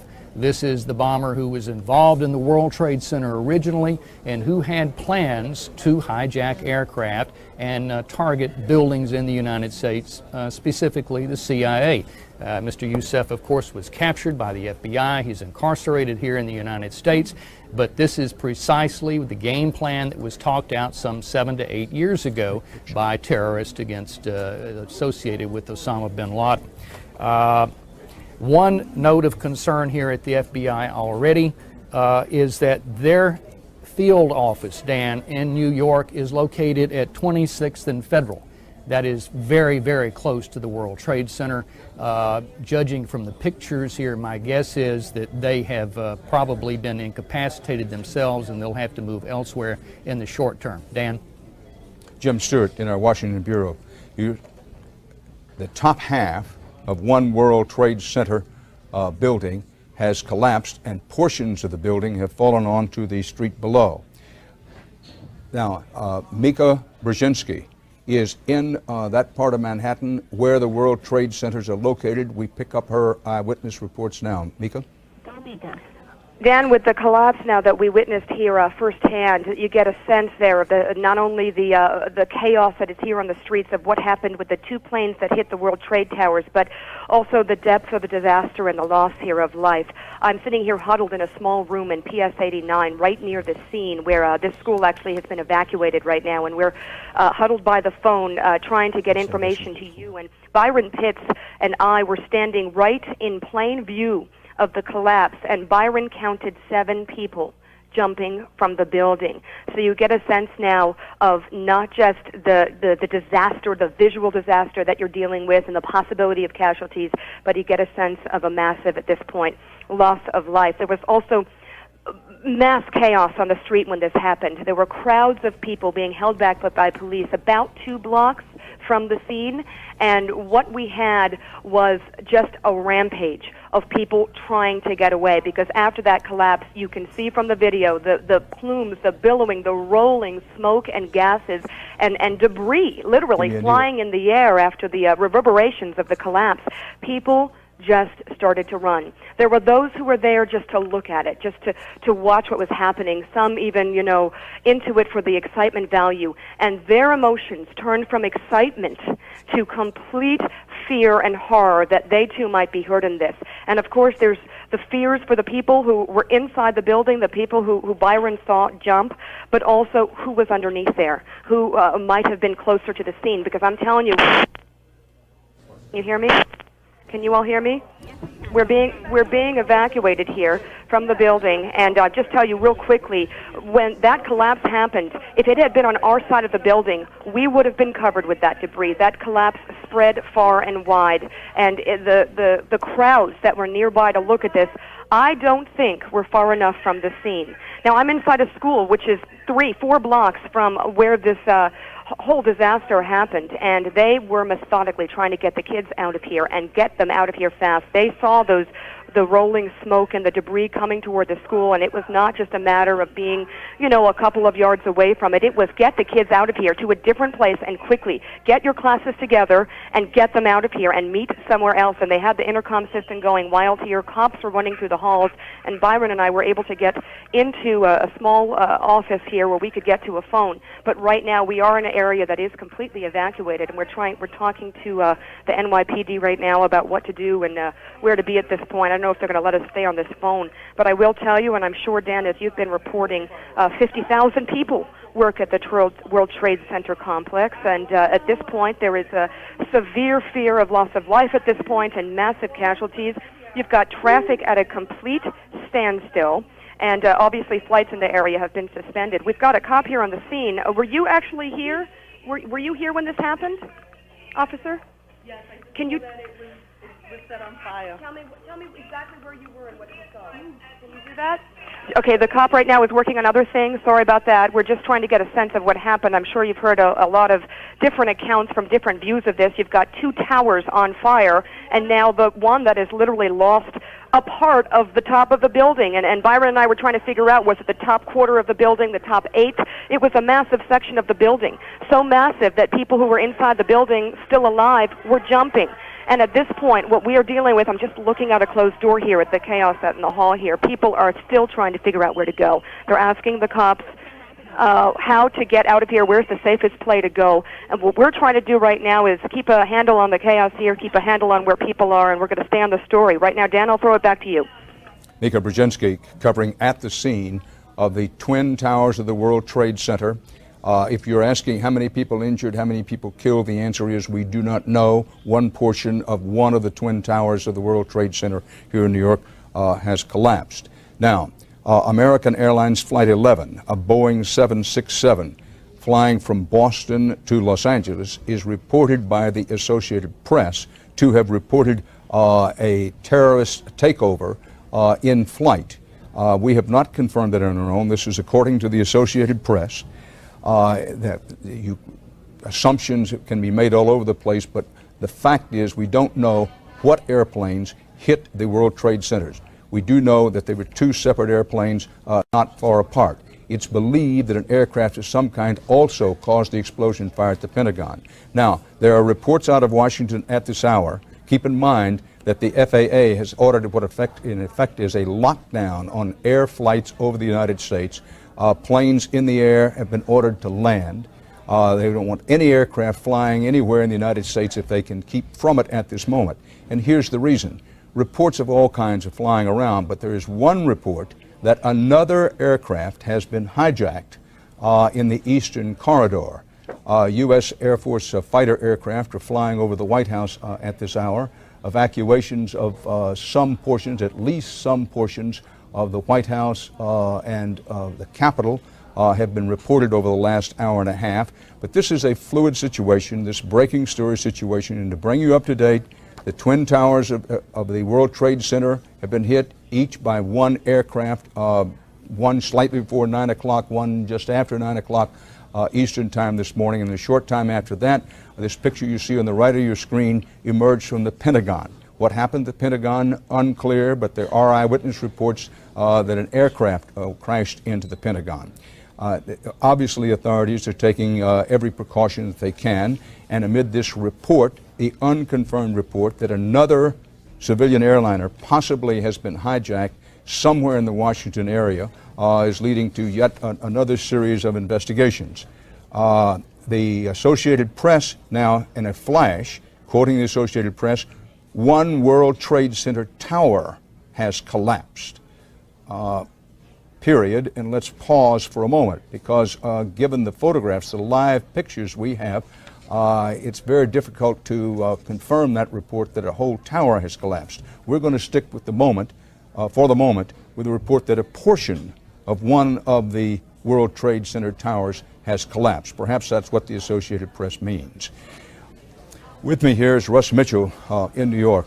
Russ, seeing these pictures of the World Trade Center, both towers aflame, all that smoke down in that part of Manhattan, is reminiscent of what happened in the World Trade Center not quite 10 years ago. That's right. It was February 26, 1993. 6 people were killed in a terrorist bombing, over 1,000 people injured. And for folks who are really not familiar with the World Trade Center, let's kind of put things in perspective for you. These are twin towers. They were dedicated back in 1973. They are each more than 1,300 feet tall, 110 stories. As Mika Brzezinski reported a few minutes ago, 50,000 people work in these twin towers, and we're talking about things from brokerage firms to law firms and other offices on those floors. To give you an idea of the amount of folks and the size we're talking about here, each tower of the World Trade Center has its own zip code. Each tower has its own zip code. It is a symbol of American capitalism. And when this happened, I know back in 1993, Dan, the thought was that the World Trade Center, along with other major buildings in the United States, in New York, were targets for this because they were symbols of America. And anyone who was out to prove something would hit these targets. And just like the World Trade Center, by the way, were the tallest buildings in the world before they were displaced by the Sears Tower in Chicago, which has also been evacuated this morning. In that last attack on the World Trade Center, the terrorist attack for which the attackers were tracked down and convicted and imprisoned, at least some of them, the plan at that time by the terrorist planners was a series of attacks. They intended to attack not only the World Trade Center, but also the United Nations and at least one of the tunnels leading into New York City. Now, what's happened this morning on the prima facie case so far is that this was a coordinated series of attacks which succeeded with the World Trade Centers and with the Pentagon. Now, from the scene, you heard Mika Brzezinski earlier report that she saw people literally running out of their shoes, or I think it was Harold Dow who reported that. Let me pause and say that a car bomb has exploded outside the State Department in Washington. So in Washington, something has hit the Pentagon. Witnesses say they believe an aircraft crashed into the Pentagon, a portion of the Pentagon, and there have been injuries there. Now a car bomb has exploded outside the State Department in Washington. No further details available on that. Most international air flights scheduled to come to the United States being diverted to Canada. The FAA has asked that no aircraft be in the air anywhere in the United States if possible, what amounts to an air travel lockdown in the United States, as the country is obviously under a concerted attack of some kind. Certainly not the whole country, but selected targets, the World Trade Center, Twin Towers, the Pentagon, now a car bomb outside the State Department. It's what's being called a well-orchestrated orgy of terrorism. It's filled the skies here in Manhattan.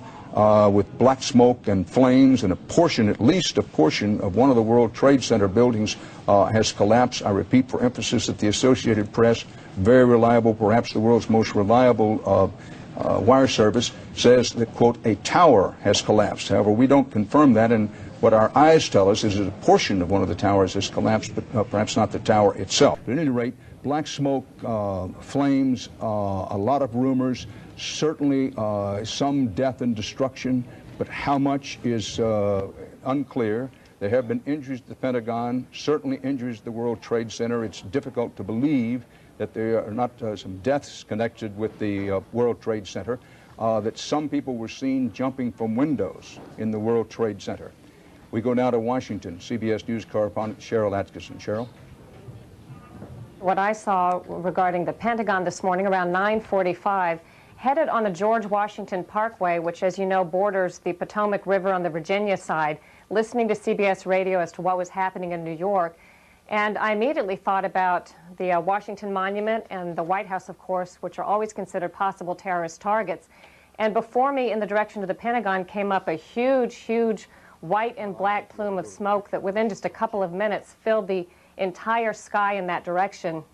I tried to use the cell phone to call the office to report what I was seeing, but cell phone usage was apparently maxed out and it was impossible to get through.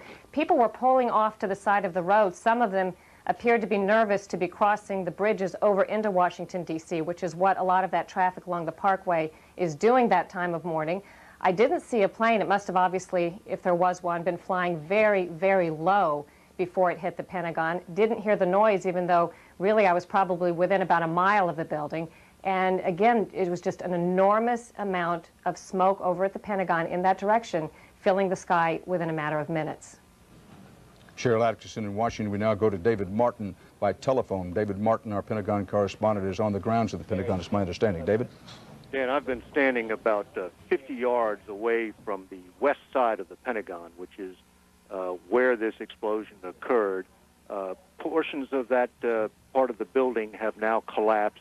There are perhaps a dozen fire trucks on the scene trying to fight the fire, and they are rigging the grounds around the Pentagon for handling mass casualties. I have only so far seen about perhaps 10 or 12 people who were injured, some of them seriously enough to require... We're going to interrupt you, David Martin, and come back here to New York because the second tower in the World Trade Center is teetering and looks like it may be in the process of collapsing. The second World Trade Center tower just had another explosion, sort of, we can't call it a secondary explosion, and appears to be in the process of collapsing. We pause to let you absorb this picture. The Statue of Liberty looking past Our Lady of Liberty to the World Trade Center itself.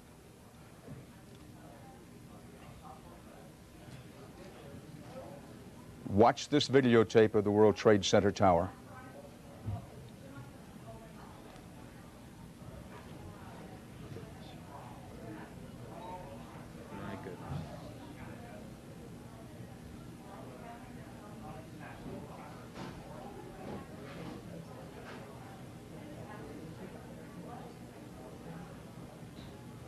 The World Trade Center tower in New York collapsing.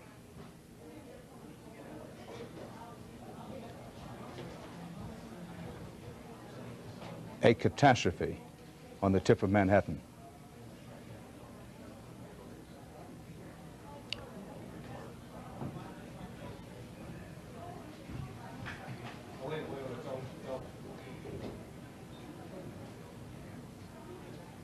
There are no words that can describe this. It's a time to watch, absorb, and think.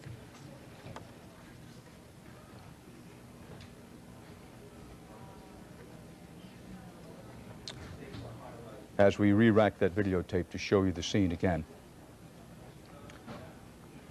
and give you the horrifying pictures from the tip of Manhattan.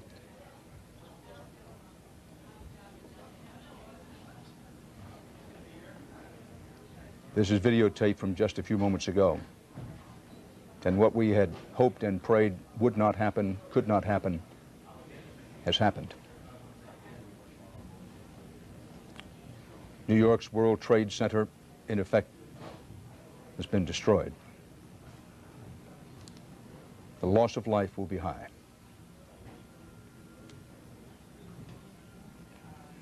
There's an eyewitness who saw this happen. Sir, if you were there, please come in and identify yourself to us, please. Christine. Sir, it's Dan Rather. If you can identify yourself and tell us what you saw, please. My name is Ron Oxenstein. The building I work in faces the World Trade. At about 8:30, I heard an explosion, ran to the building, saw fire and smoke and everything coming out. And then all of a sudden, saw two bodies flying out of the windows. A couple of minutes later, about 20 minutes later, I was watching out, and the second explosion was like a fireball came out. And at that point, we just evacuated the building, ran down. And as we were running, just now you see it's like the second tower collapsed. It's just incredible. Couldn't believe this.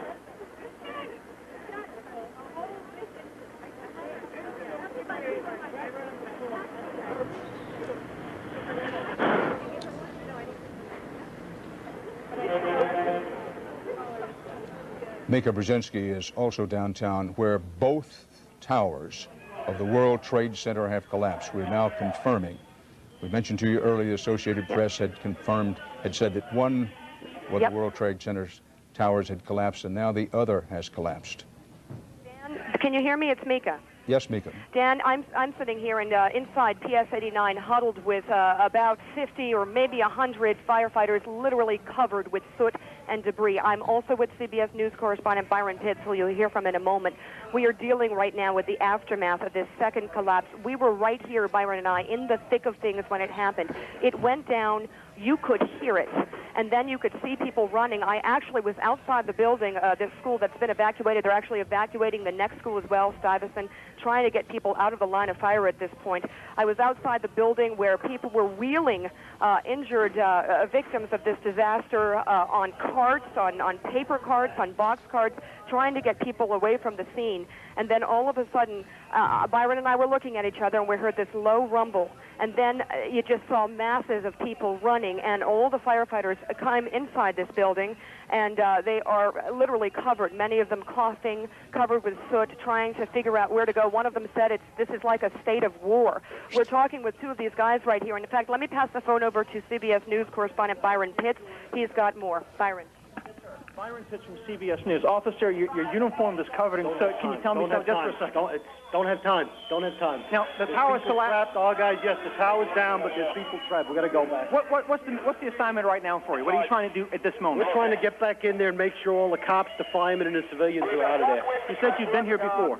Well, we were here when the first part, the other side of the building came down. Are you okay? I'm fine. Just dirty, that's all. I'm fine. Yes, sir. Is there any concern about people in the street at this point? We're moving everybody back. We want, if the TV stations are on, tell everybody to stay away from this location. At least probably 10 blocks north of this building in a whole radius.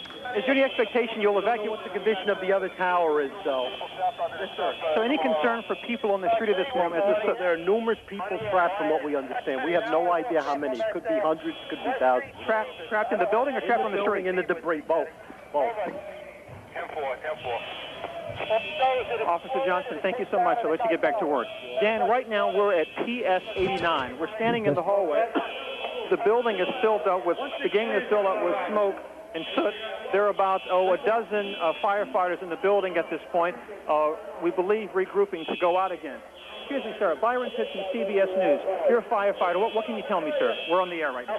Nothing. You got to see a guy in the white hat. Okay, yes, sir. We have a firefighter. Yes, sir. Can you tell us anything at this point? No comment. Okay. All right. Dan, that's the situation here at PS 89. The firefighters, I guess, are using this location as a temporary place to catch their breath. The air is a little fresher here than it is outside. I'll give it back to my colleague, Mika, for a moment. And Dan, it's Mika Brzezinski here. I don't know if you can still hear me. The air is getting really difficult to breathe. Okay, Dan, I'm gonna send it back to you. I'm just taking a look outside though, and the cars are all covered with debris. We are definitely still in the line of fire. Mika Brzezinski and Byron Pitts on the lower end of Manhattan. This live photograph, the twin towers of the World Trade Center have collapsed. Planes smashed into the World Trade Center and the Pentagon this morning in what is widely reported to be a well-orchestrated orgy of terrorism. It's filled the skies of lower Manhattan and much of the whole island of Manhattan and Washington, D.C. with black smoke. The streets of both cities have had some chaos. The number of injured and dead is unknown. At the moment, the core, the heart of the story is the collapse of the World Trade Centers. How many people have been injured and killed? Unknown. But we have to face the fact, because it is a fact, that an attack on the World Trade Centers has been devastatingly effective, collapsing both of the Twin Towers. This will go down as a kind of Pearl Harbor of terrorism in Manhattan, New York today. To say nothing of Washington, where the Pentagon has had explosion and flames. Witnesses said that aircraft of some kind went into the Pentagon. That has not been confirmed. A car bomb exploded outside the outside the State Department in Washington. Government shutdown in Washington, D.C. All employees have been advised to go home. I want to double check whether that's Washington, D.C. and or New York. Washington and New York. All non-essential New York City employees have been asked to return home. Secretary of State Colin Powell is returning to the United States from a trip from Peru. President Bush was in Florida this morning visiting some school children. He's on his way back to Washington, D.C. All New York City airports are closed. All entry into the city by tunnel and bridge have been closed. We're not absolutely certain of the George Washington Bridge, but I believe all bridges and tunnels, at least for a while this morning, into the city of New York were closed. And this is the reason. This picture you're looking at here, those of you familiar with New York, this is the great harbor of New York City with the Statue of Liberty just down in the lower left-hand corner of your screen, roughly. There you can see the Statue of Liberty off to the left. This is smoke on the water of the Hudson River, New York City Harbor, and we will show you on videotape again the collapse of the second of the World Trade Center buildings. One had collapsed earlier, and then there was this collapse.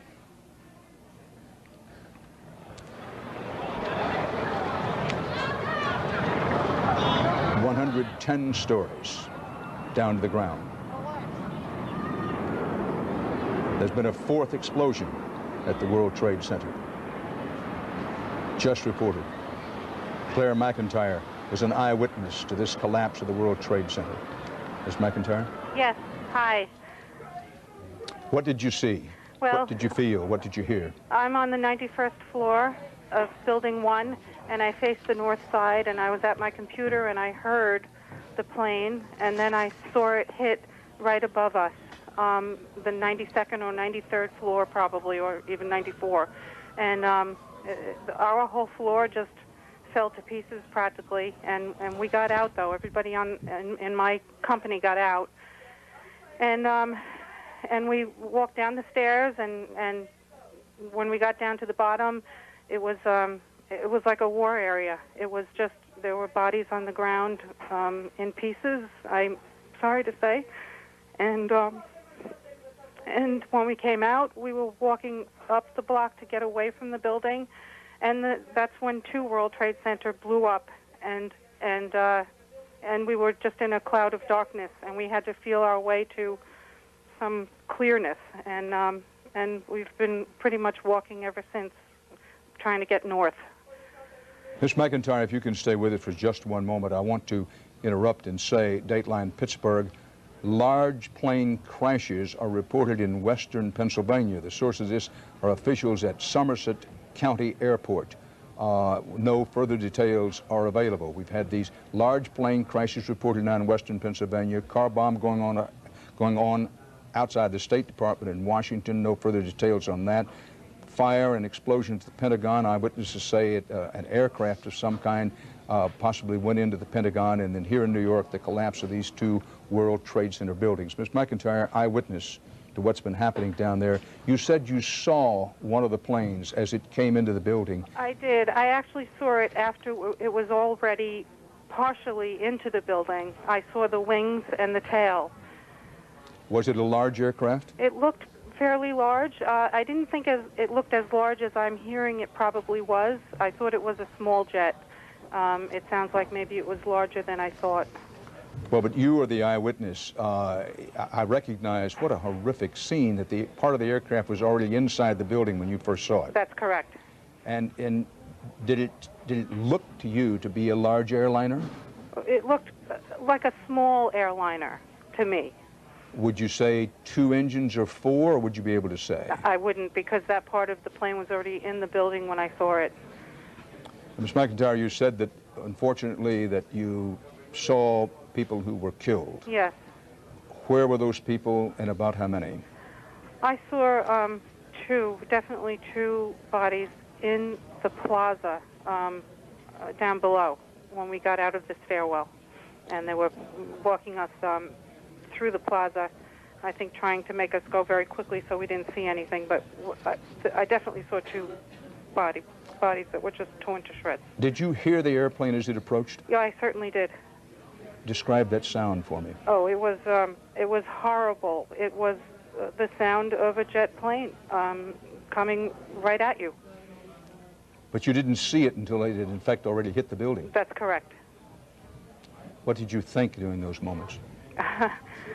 I thought, I didn't know what to think, to tell you the truth. I guess I started to panic a little, but then calmed down, and everybody in my company, we have only about 22 people there, but we all kind of ran out, and one man was under a whole pile of debris, and but he was okay. He got out, and then we just started walking down the stairs. It was initially it was panic, but then we calmed down. Did you actually see either of the World Center towers collapse? We saw the second one. It seemed like we didn't really see it. We heard it and then looked back and did see everything just flying at us. It was just horrible. Thank you so much for your eyewitness testimony, and God bless. Thank you. CBS News correspondent Byron Pitts is in the area where the World Trade Center Twin Towers have collapsed. You're looking at videotape of one of them collapsing. We go live to Byron Pitts. Byron. Dan, I'm at PS 89, an elementary school in the area. We're 3 blocks from the tower. Joining me now is firefighter Tom McGee. Sir, what can you tell me? We were in the Marriott Hotel when the first explosion or the first collapse happened. Took out the lobby of the hotel. We were able to crawl out after about a half hour, crawling up the block. The second building came down, I guess. I don't know. But it went from day to night. It was the most god-awful thing I've ever seen. You said earlier... People falling out the building left and right. They were jumping in the early stages of the fire. Yes, sir. Firefighter McGee, I heard you say earlier that you lost everybody. What were you talking about? I can't find any of my men. They won't come up on the radio or the cell phone. So I don't know. Where did you last see them, sir? They were in front of One World Trade Center, in front of the Marriott, and about a block up from that. And it's the worst thing I've ever seen in my life. How were you? I just got to talk to my wife. Yes, sir. Oh, you were saying again. Please go ahead. A message for your wife. Maria, I just want to let the last word you heard on the phone was, "Oh my God, that was the second collapse." I just want to let you know I made it out. A message from a firefighter to his wife. Dan, back to you. Byron Pitts on the tip of Manhattan, where a firefighter just said, "It's the worst thing I've ever seen in my life." And for many Americans looking at this scene, the Twin Towers of the World Trade Center collapsed by apparent terrorist act. They can say, this is the worst thing we've seen in our lives. In Washington, a city on edge as well, where the Pentagon has been struck in some way, explosion and fire, we go to David Martin on cell phone. David? I'm at Arlington National Cemetery, which is just across the highway from the Pentagon. A portion of the west side of the Pentagon has collapsed. I spoke to one of many injured who were in the building at the time. He had a light head wound. I asked him what happened. He said he didn't know, but as he was leaving the building, he asked a security guard, "What hit us?" And the security guard said, "A plane." And you can see pieces of twisted fuselage lying about 50 yards away from the building of the Pentagon. Right now, the scene is one of black smoke and dozens of fire engines, medevac helicopters. They are rigging that part of the lawn of the Pentagon, which is where the helipad that the Secretary of Defense uses is located. They are rigging that to handle mass casualties. They're bringing in large numbers of stretchers to deal with this. All appearances are that for the first time in its 50-plus year history, the Pentagon has been attacked. Attacked. People have been injured. If there are any fatalities, it is not yet known. We have no further details on a car bomb, which was reported to have exploded outside the State Department in New York at the World Trade Center. It is a disaster of historic proportions. There's no getting around that. That both towers of the World Trade Center have collapsed. And now there's a report of some mysterious plane crashes in Pennsylvania. And to bring you up to date on that, Russ Mitchell. Thank you very much, Dan. Yes, there is a report of a large plane crash in western Pennsylvania at Somerset County Airport. According to the Associated Press, it crashed about 80 miles southeast of Pittsburgh. The plane is believed to be a Boeing 767. It crashed about 10 o'clock Eastern time. That would have been about 45 minutes ago. And the crash, of course, came in the same morning of these crashes into the World Trade Center here in New York. If we can go back in the control room, look at the video from early this morning at 8:45 and to see how this all began. 8:45 this morning. Let's see if we can look at that. The planes hitting the towers. This is the second plane.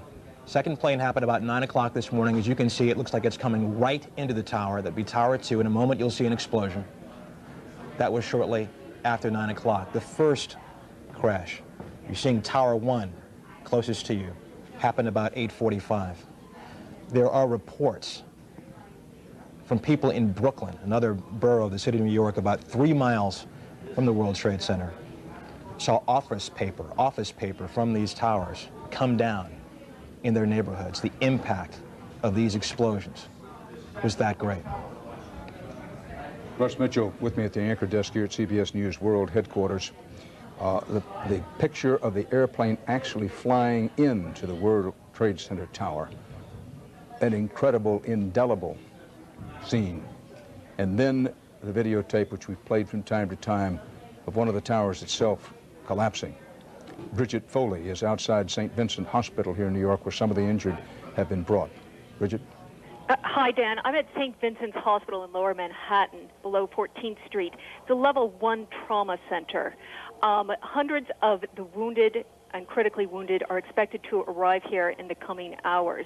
On the sidewalk, the scene is scores, dozens of medics in scrubs waiting for people to come in. Ambulances are pulling up every few minutes, dropping off the injured, dropping off the critically wounded, and heading back downtown. On the sidewalk as well, priests, religious people, ready to give comfort if that's needed. The doctors here are asking for anyone in the New York area, that includes the suburbs, to please go to an area hospital and give blood. It's going to become critical as the wounded come into local hospitals.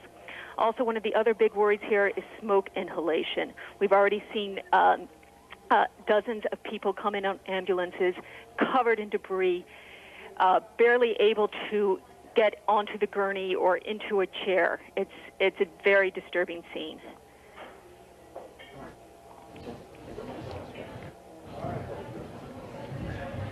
Bridget Foley at St. Vincent Hospital here in New York, where some of the wounded are being brought. An eyewitness, Associated Press reporter Dunstan Priel, described what he called a strange sucking sound from the Trade Center buildings after the first building collapsed. Keep in mind that both of the World Trade Center buildings have now collapsed. He described what he said was a strange sucking sound, quote, windows shattered, people were screaming and diving for cover, people walked around like ghosts, covered in dirt, weeping and wandering, dazed, unquote. And those people who were walking around like ghosts, covered in dirt, weeping and wandering, dazed, were, keep in mind, among the lucky ones. How many have been killed and injured in these coordinated terrorist attacks today, what President Bush has described as apparent terrorist attacks?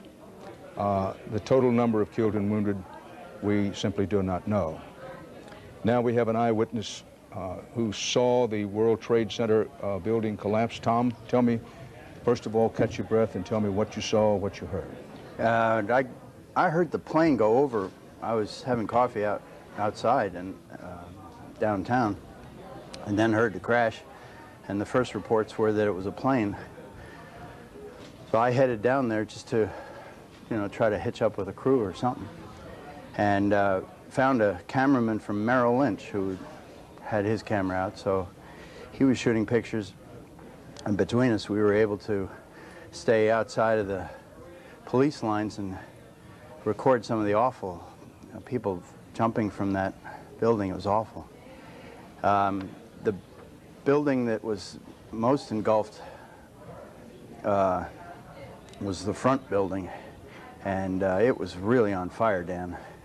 The back building was, by this time it was smoky, but it wasn't burning as much. And there were reports on the ground, unconfirmed reports, that there was another plane in the area. There's a lot of frightened misinformation, as you might imagine. The police, the ambulance, the emergency services people were all doing their best to control the crowds. An awful lot of people worked down there, and it was work hours. At that time, maybe 45 minutes into the taping that we were doing, which was maybe a half hour after, there was, it was an explosion. It was way up where the fire was, and the whole building at that point bellied out in flames, and everybody ran. I mean, those who could. There's an awful lot of places that you couldn't hide down there. The crowd we were with, and I lost my cameraman, I don't know if he's alive or dead, we ran into a parking garage, and the smoke, the dust, you can see it, chased us all into there, and I had the worst feeling that I was going to die in a parking garage. But there was a lot of people under control shouting, "Down here, I have fresh air." So we ran down. No, you couldn't see a thing. Could not see a thing. It was like night. The lights stayed on the lamp posts. And finally, we were able to get out, and there were people walking in total, complete daze. Somebody knew where the river was, and we all headed toward the river, which from that point was to the west. But you couldn't see a thing. It was just completely and utterly night there, with a few glimmering streetlights still there. People were crying, of course. There were people frightened. There were people looking for their babies. One mother was running back. The police wouldn't let her go. It was a terrible scene, a terrible scene. Unfortunately, have a cup of coffee. Get some of the dust from the World Trade Center off of you. And thank you for that series of eyewitness reports. From Washington, Federal Protective Services now says there was no car bomb at the State Department. We've been reporting, which was reported earlier, that there had been an apparent car bomb at the State Department. I will repeat for emphasis, the Federal Protective Services says there was no, I repeat, no car bomb at the State Department. We've been saying straight through this morning that there are going to be those occasions when there are reports, rumors, speculation. We do the best we can to separate fact from reports, but it's inevitable that Some first reports will be wrong, but these are the facts as we know them. What President Bush has called apparent terrorist attacks, 2 airplanes at separate times, not far apart, hit the World Trade Centers. The World Trade Center buildings have collapsed. About 50,000 people work, generally speaking, in those 110-story buildings at the tip of Manhattan. A short while later, an aircraft of some sort plowed into the Pentagon in Washington. There was an explosion and fire there. There have been some injured. If anybody is dead at the Pentagon, that is not yet known. American Airlines Flight 11, bound for Los Angeles from Boston, has been identified as one of the planes that crashed into the World Trade Center this morning. This is according to American Airlines officials, quoted by the Associated Press. We had passed along earlier that this Flight 11 from Boston to Los Angeles was reported to have been one of the planes that might have crashed into the World Trade Center. American Airlines now has confirmed that it was. The airline said the flight was hijacked after takeoff.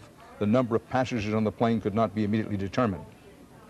Los Angeles International Airport is under tight security. Police are not allowing people to unload baggage to board flights at the American Airlines terminal. As one officer at the Los Angeles terminal put it, all we know is what we've heard from radio and television. We're not allowing any unattended vehicles near the terminals. The New York stock market is closed for the day. The New York City primary election has been called off. All New York City airports are closed. The FBI Joint Terrorist Task Force is on the scene here in New York.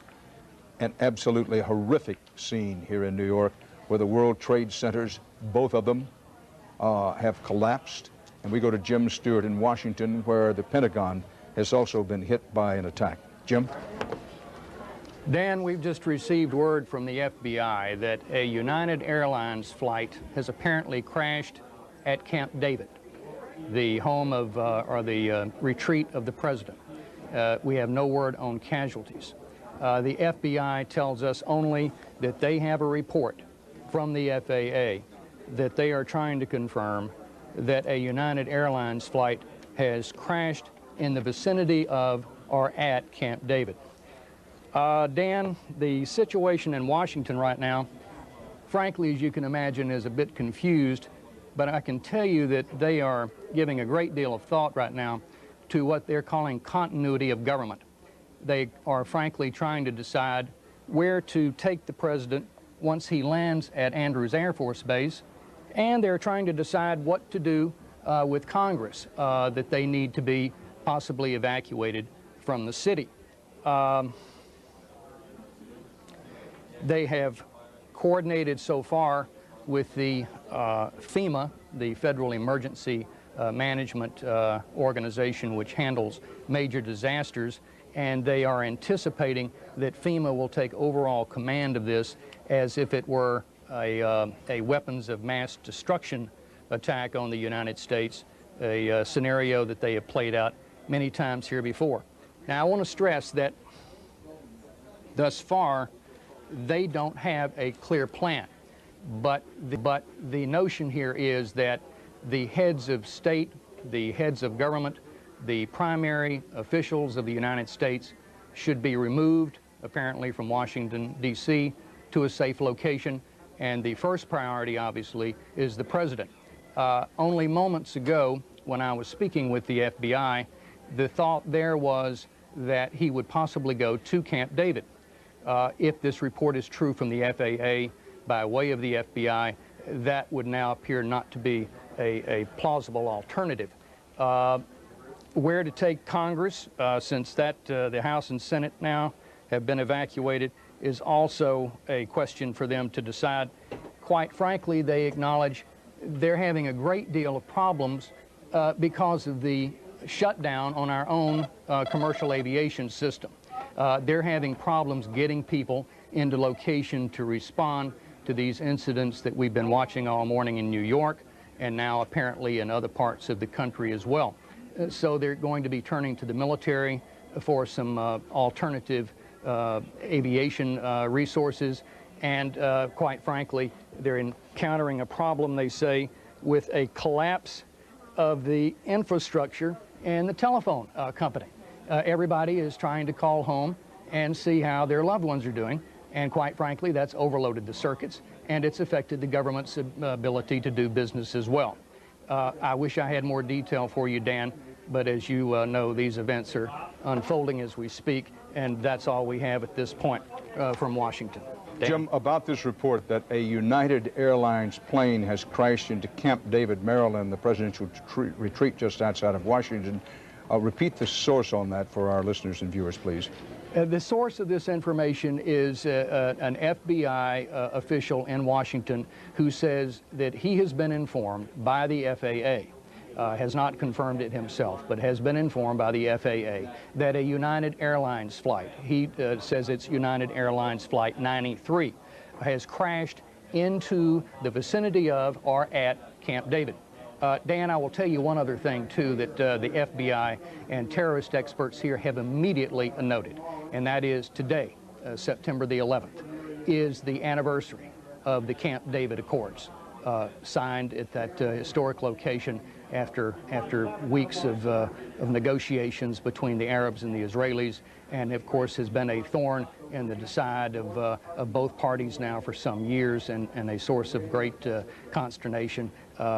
You can't help but notice, according to the FBI, the coincidence of the date, and now, if this is true, the coincidence of the target. Dan? Jim Stewart in Washington. At the World Trade Centers, the Twin Towers in New York, both of which have now collapsed. Many lives are believed to have been lost, but many lives are also believed to have been saved.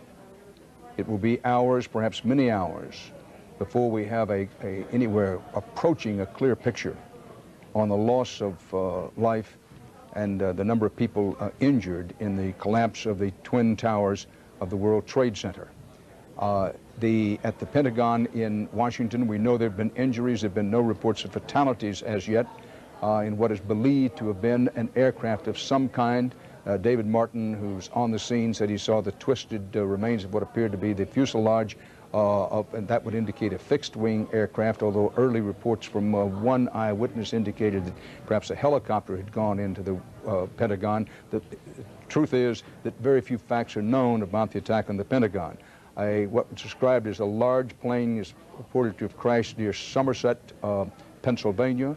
Then there is this report from an FBI official telling Jim Stewart in Washington that what is, quote, believed to have been a United Airlines plane of some kind crashed into Camp David, the presidential retreat outside of Maryland. One is reminded as we look at these horrific scenes, and there's no other way to describe it. Earlier on, we were cautious as we thought the situation dictated about our reporting about even one of the World Trade Centers collapsing.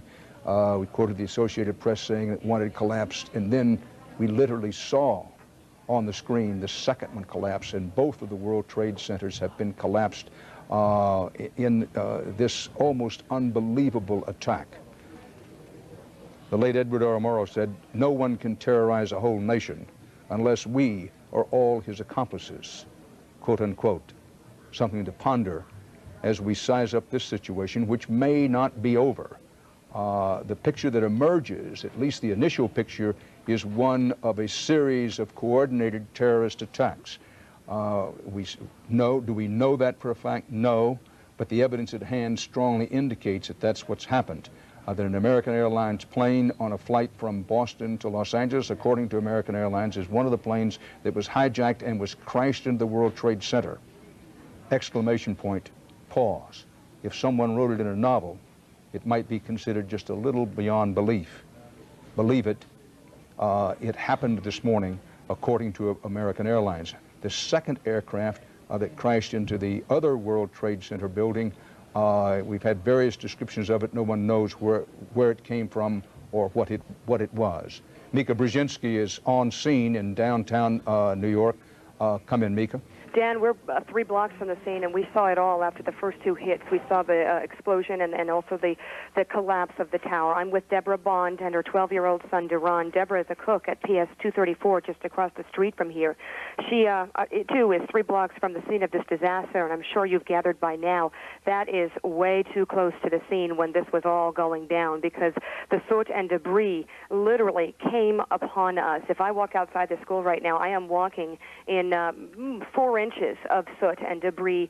Papers and checks from inside the World Trade Center have made their way. Pieces of offices and pieces of literally people's professional lives are just strewn all over the street. Deborah, you brought your son to work with you today because you thought it was safer to bring him to work with you. What did you both see?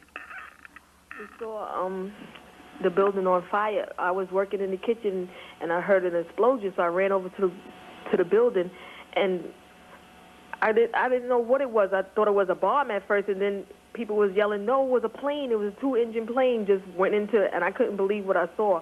I saw bodies jumping out the window. I saw another explosion where the building just collapsed, and then all the smoke. You couldn't see outside at all. It was just black. You couldn't see nothing outside at all. It was real scary. You had your son with you. You were clutching his hand, keeping him with you. What were your thoughts as a mother as this was happening? Can you describe the emotions that you were feeling, and did you know what to do? I didn't know what to do. I was so afraid. I was in the building when they told us that everybody had to go out. The building tried to, and I was grabbing onto him and holding on to him for dear life because, I mean, it's like, you see your life before you. You don't know what was going to become of it. I thought that he was going to get killed from the degree and stuff alone. I caught up with you as I walked out of the school. It was very difficult to breathe at that point. It was shortly after the tower actually went down. You had your mouth covered. Your son had his shirt over his face. You were coughing and trying to get away. Tell us a little bit about the chaos and exactly where did you think you would go at this point? Because I know we pulled you in here. We're actually, I should let you know, Dan, we're huddled in a small room inside PS 89, and literally you could watch when the collapse went down, the debris just roll over the school. The school went black. It was as if it was night outside. And I pulled these 2 in here. Deborah, tell us a little bit about your feelings when you hear that this is a possible terrorist attack. I didn't know what to think. I was so afraid. On-scene report to, this is a bulletin from CBS News. New York City Mayor Rudolph Giuliani says, and I quote, "There have been a tremendous but there was this lost in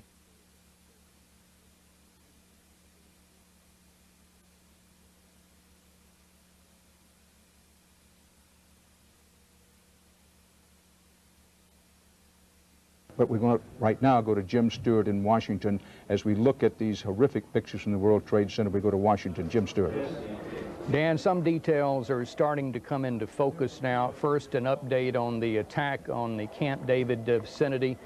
Secret Service personnel tell CBS producer Bill Owens that there was no damage on Camp David itself. Apparently, the crash occurred near there. The presumption is that Camp David was the target.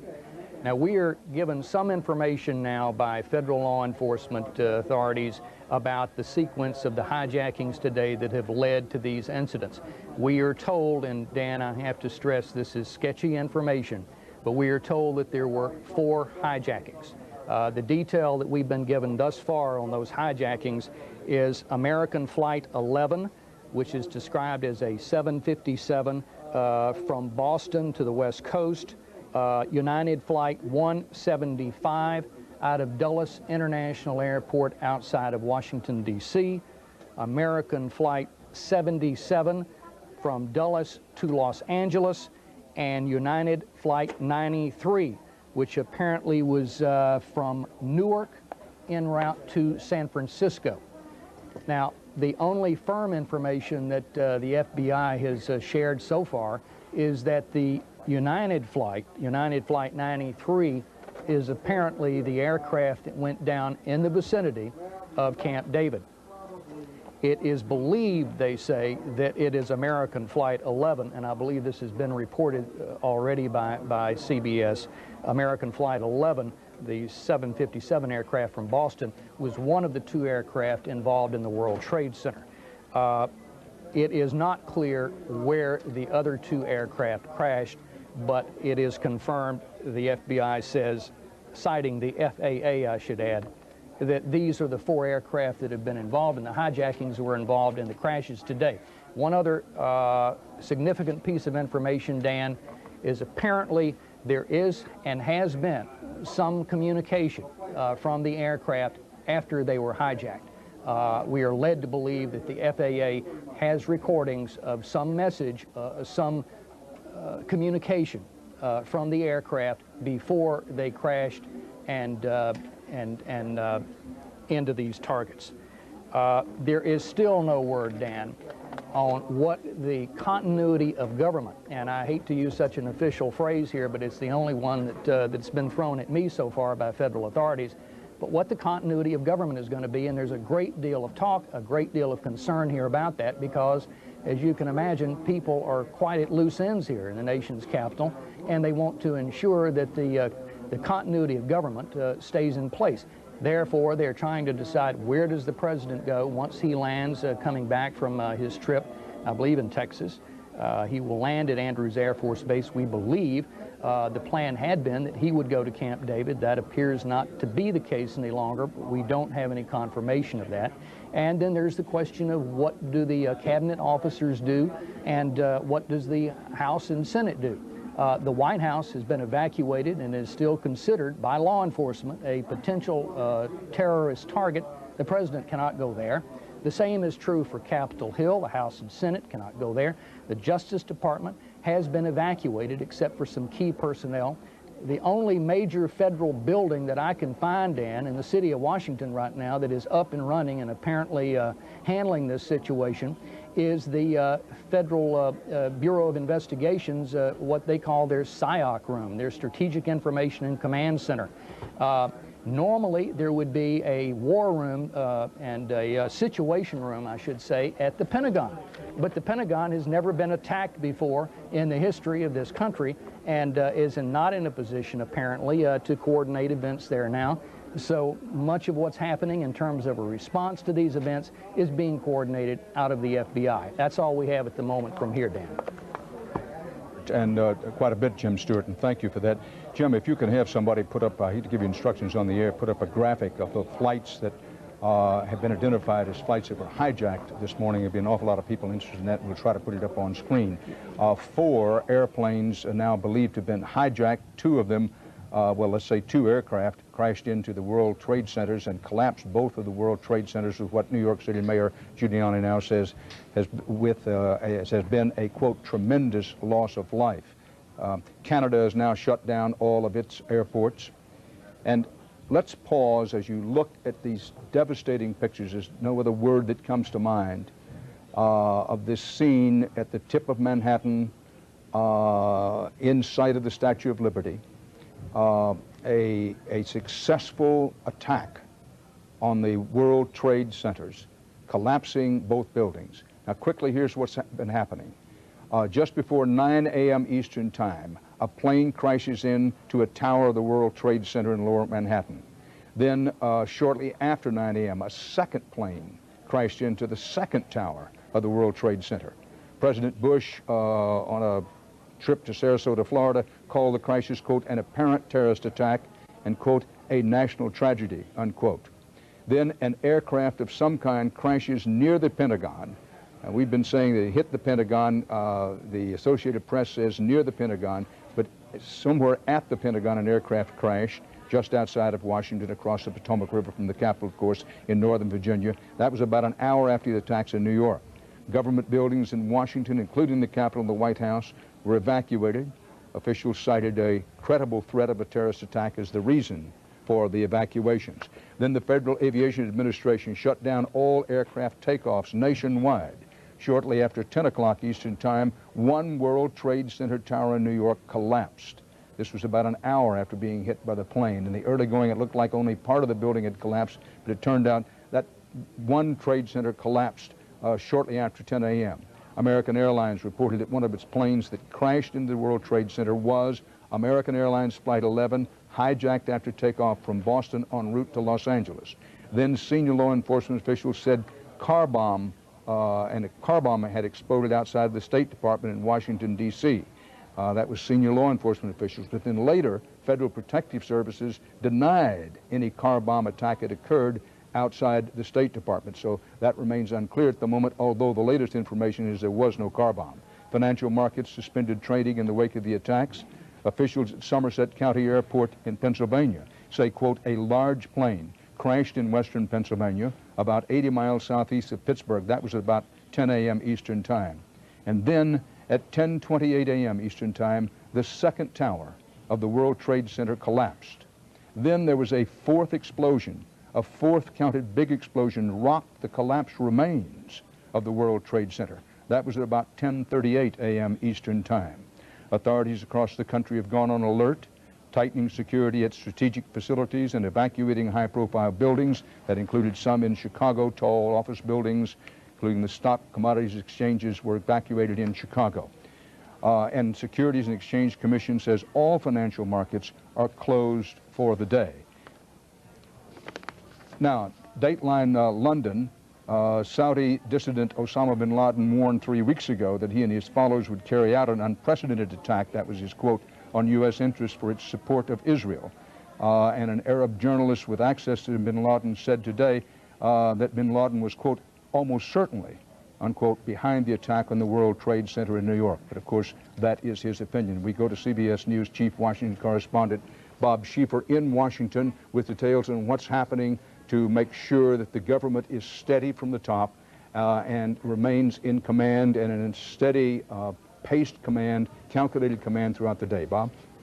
Well, Dan, you spent many years in Washington, so you'll recognize where I am. I'm about a block north of the White House, and in contrast to all of those scenes of devastation that you're seeing in New York, look, from my vantage point across Washington, I can see the White House, the Washington Monument on past to the Jefferson Memorial, all the way out way back there to National Airport.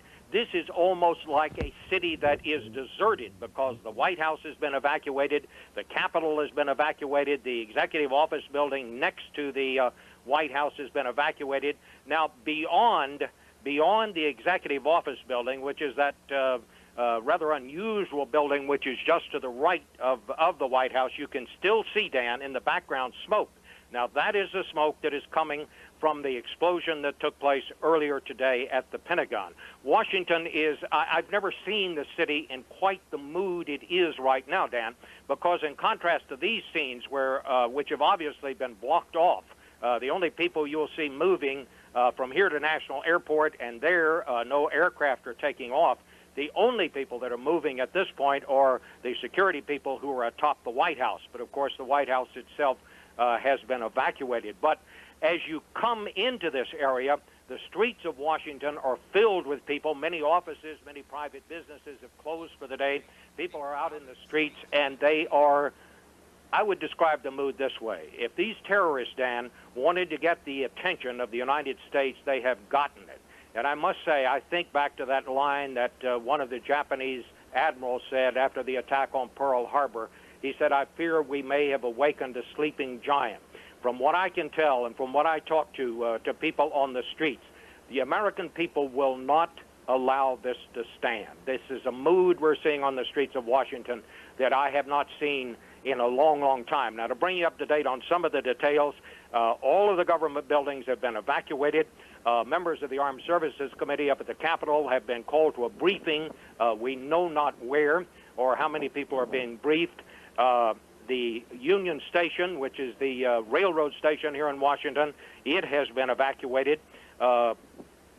Every government agency at this point is taking extra precautions, and most government officials have been sent home for the day. It's really something, Dan. Bob Schieffer in Washington. Jacques Chirac, Premier of France, once said, terrorism has become the systematic weapon of a war that knows no borders or seldom has a face, unquote. Something to ponder this day as we look at pictures now, live pictures from the scene where the twin towers of the World Trade Centers have collapsed. I want to show you on videotape the sequence of the key events of this morning. First, watch this airplane as it comes in. This is not a mock-up. This is a photograph taken at the time. You can see the fire come out the backside of this tower. Smoke covered the twin towers for a while, and then the first tower collapsed. The hope at the time was it would be only a portion of this first tower. The whole tower collapsed. Keep in mind that on an average day, 50,000 people work in and immediately around these towers. And then later, incredibly, unbelievably, the second tower collapses.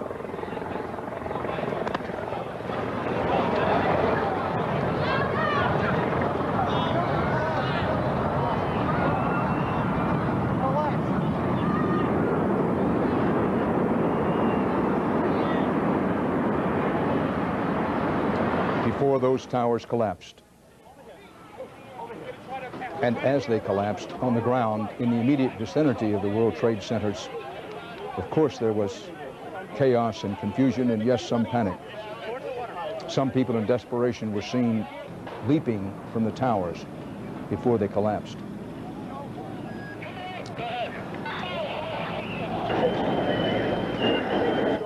More buildings are being evacuated downtown. Byron Pitts is there. Byron, they're now evacuating buildings around the World Trade Center?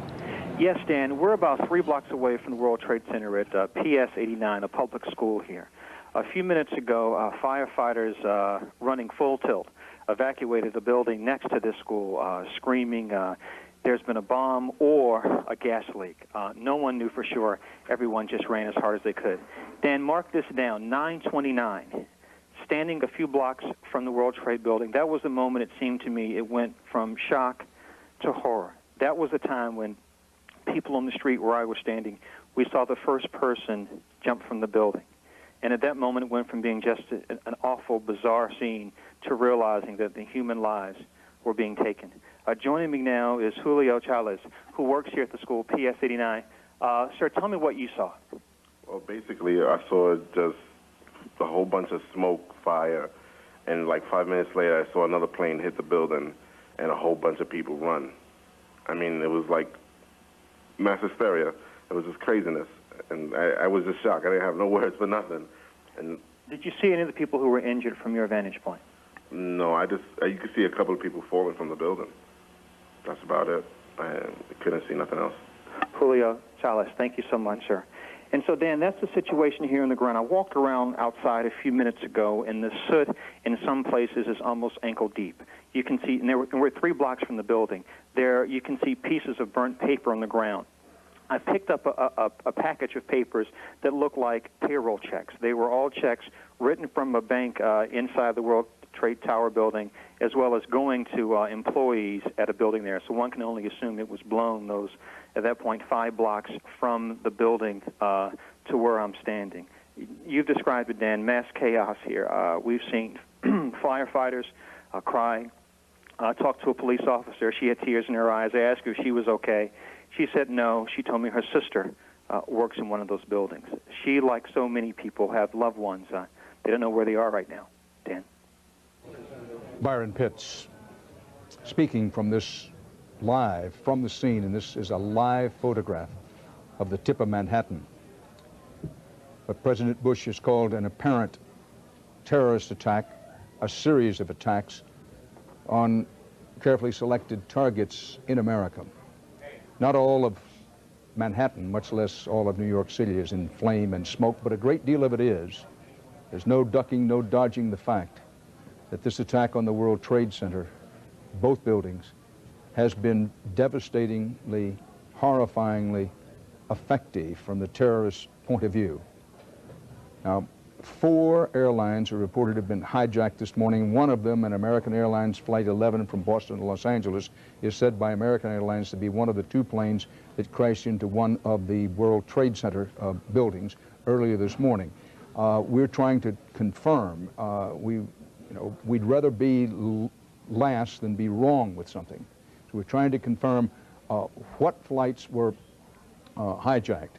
Now, United Flight 175 Dulles to Los Angeles reportedly, allegedly, and supposedly was one of the hijacked planes. United Flight 93, Newark to San Francisco, is believed to have been one of the flights hijacked. There is also a report that American Airlines Flight 77 from Dulles to Los Angeles may, underscore the word, may have been one of the 4 planes hijacked. We'll try to pull this together for you on a graphic, but I want to restate, I don't think we can say it too often, and those of you who think we are saying it too often, please forgive us, that in a breaking situation of this magnitude, there are bound to be some reports that are wrong, and frequently the early reports are wrong. This much is not wrong. 2 of the World Trade Center Twin Towers, both have collapsed. 50,000 people normally work in them. The mayor of New York says that there's been, quote, tremendous loss of life. Just how tremendous, we do not yet know. Many people killed, many people injured in the crash of the Twin Towers in New York. Incredibly, an airplane hit, 2 airplanes hit, 1 each in each of the Twin Towers, and each of the Twin Towers collapsed. The Pentagon, an aircraft crashed at, some say near, some say in, but at the Pentagon, the first time in the history of the U.S. Defense Department that the Pentagon along the banks of the Potomac has been under attack. The Pentagon was hit by an aircraft.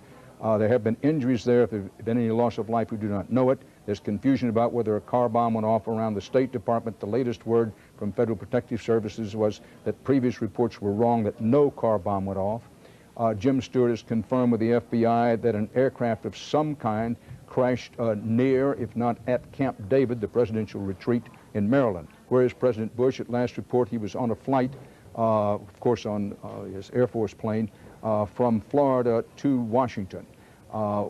The president was last reported in the air. Whether he will go to Washington or not has not yet been confirmed.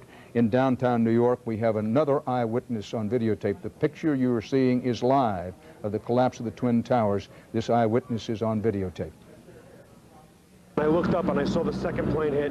Had to be a commercial-sized airliner. What went through your mind? That it couldn't be real. Just that it couldn't be real. As you looked up there, I mean... Can of it. Got it. Well, that was the eyewitness in downtown New York as to what he saw. Now, President Bush, before leaving Florida, he was in Florida where his brother is in what is widely supposed to be a very tough race for re-election as governor. The president was down there this morning. He returned to his aircraft to return presumably to Washington, but before he did so, he made this statement. Today, we've had a national tragedy. 2 airplanes have crashed into the World Trade Center in an apparent terrorist attack on our country. I have spoken to the Vice President, to the Governor of New York, to the Director of the FBI, and have ordered that the full resources of the federal government go to help the victims and their families, and to conduct a full-scale investigation to hunt down and to find those folks who committed this act. Terrorism against our nation will not stand. And now, if you join me in a moment of silence.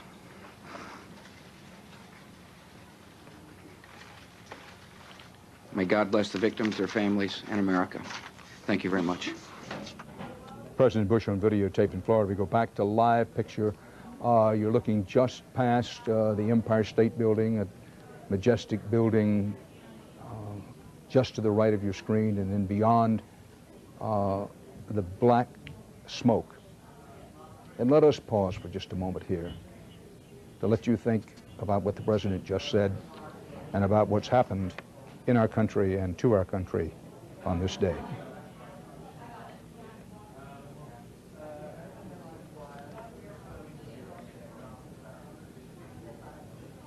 Russ Mitchell is here with me.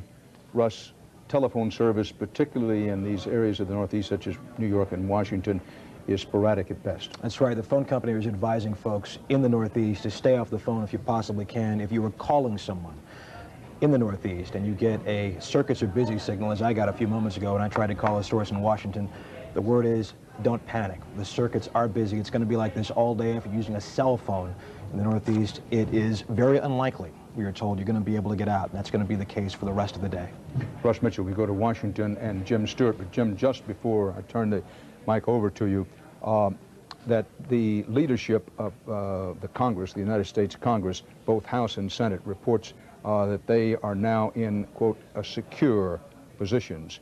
Dennis Hastert, the Speaker of the House, says the House leadership has been taken to a secure location. Tom Daschle, his press secretary, said a few moments ago that Daschle, along with the congressional leadership, all of them are, quote, secure.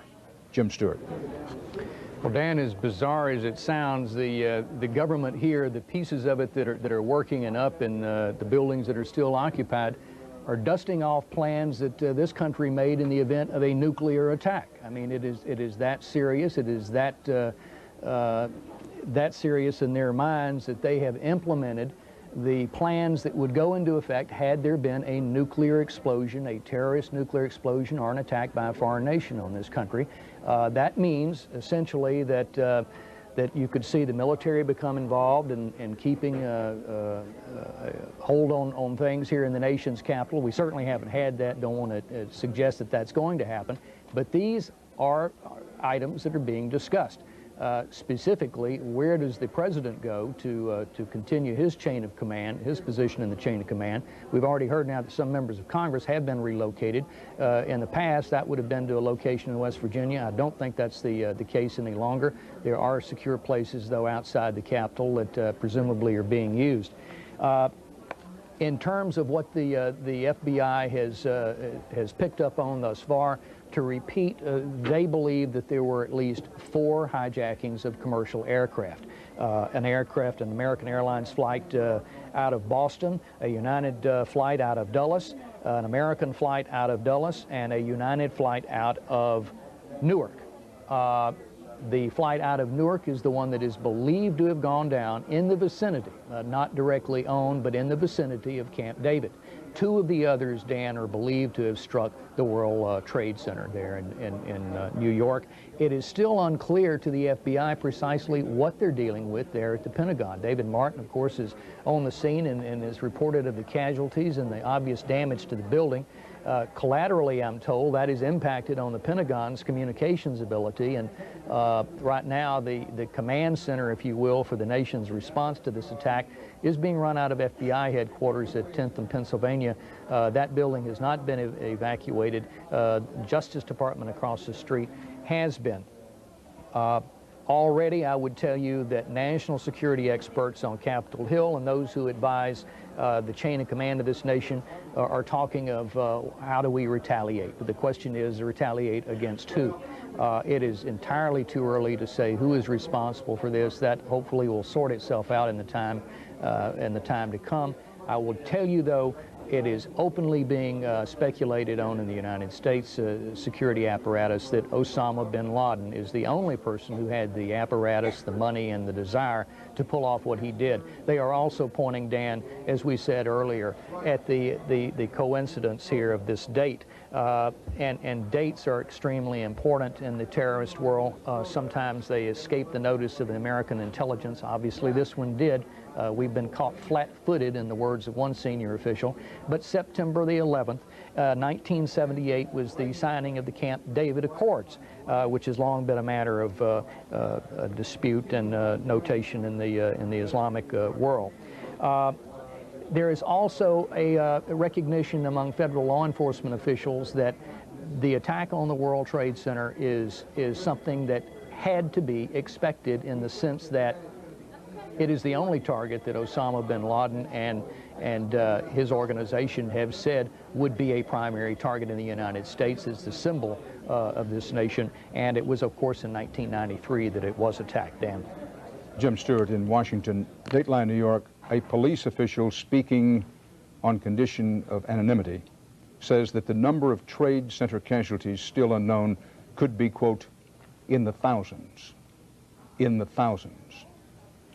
No one at this time should be particularly surprised by that, keeping in mind that incredibly, almost unbelievably, almost inconceivably, the twin towers, both towers of the World Trade Center, collapsed this morning, one shortly after the other.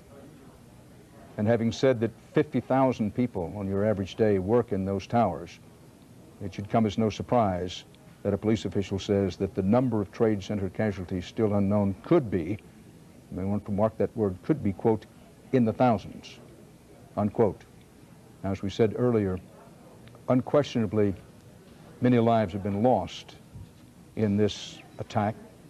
Many lives have also been saved. It may be the rest of the day, even longer, before we have a clear picture of how many people were killed, how many were injured, were any police or firemen in their desperate efforts to save people, were any of their lives lost? We simply don't know. We may not know for a long while. Now, Dateline Fort Worth, Texas American Airlines confirmed today that it lost 2 aircraft in the tragic incidents of this morning. The flights were Flight 11, a Boeing 767 en route from Boston to Los Angeles with 81 passengers, 9 flight attendants, and 2 pilots. That's one of the planes that crashed into the World Trade Center. It had 81 passengers, 9 flight attendants, and 2 pilots on board. And then American says Flight 77, a Boeing 757, the other was a 767, operating from Washington, Dulles to Los Angeles with 58 passengers, 4 flight attendants, and 2 pilots, were lost in incidents this morning. Now, because of the heightened security due to the nature of today's events, American said it is working closely with government authorities and will not release any more information at this time. However, if you are a customer of American Airlines and you wish to receive information about relatives, you should call American's response number at 1-800-245-0999. 1-800-245-0999 for information on these 2 American airline planes that have been involved in tragedy this morning. Russ Mitchell has late word on what's happening in and around Philadelphia, Pittsburgh, and in Pennsylvania. That's right, Dan. Earlier this morning, we told you about a plane crash near Pittsburgh, just north of the Somerset County Airport. Another plane that was hijacked today was United Flight 93, which was traveling from Newark, New Jersey to San Francisco. United Airlines has just confirmed that flight is the one that crashed outside of Pittsburgh this morning. As of this moment, we don't know how many folks were on board, don't have any idea of casualties or fatalities. We'll get that for you in just a bit. But again, United Airlines has confirmed that yet another plane that was hijacked this morning has crashed, this one just outside of Pittsburgh near the Somerset County Airport.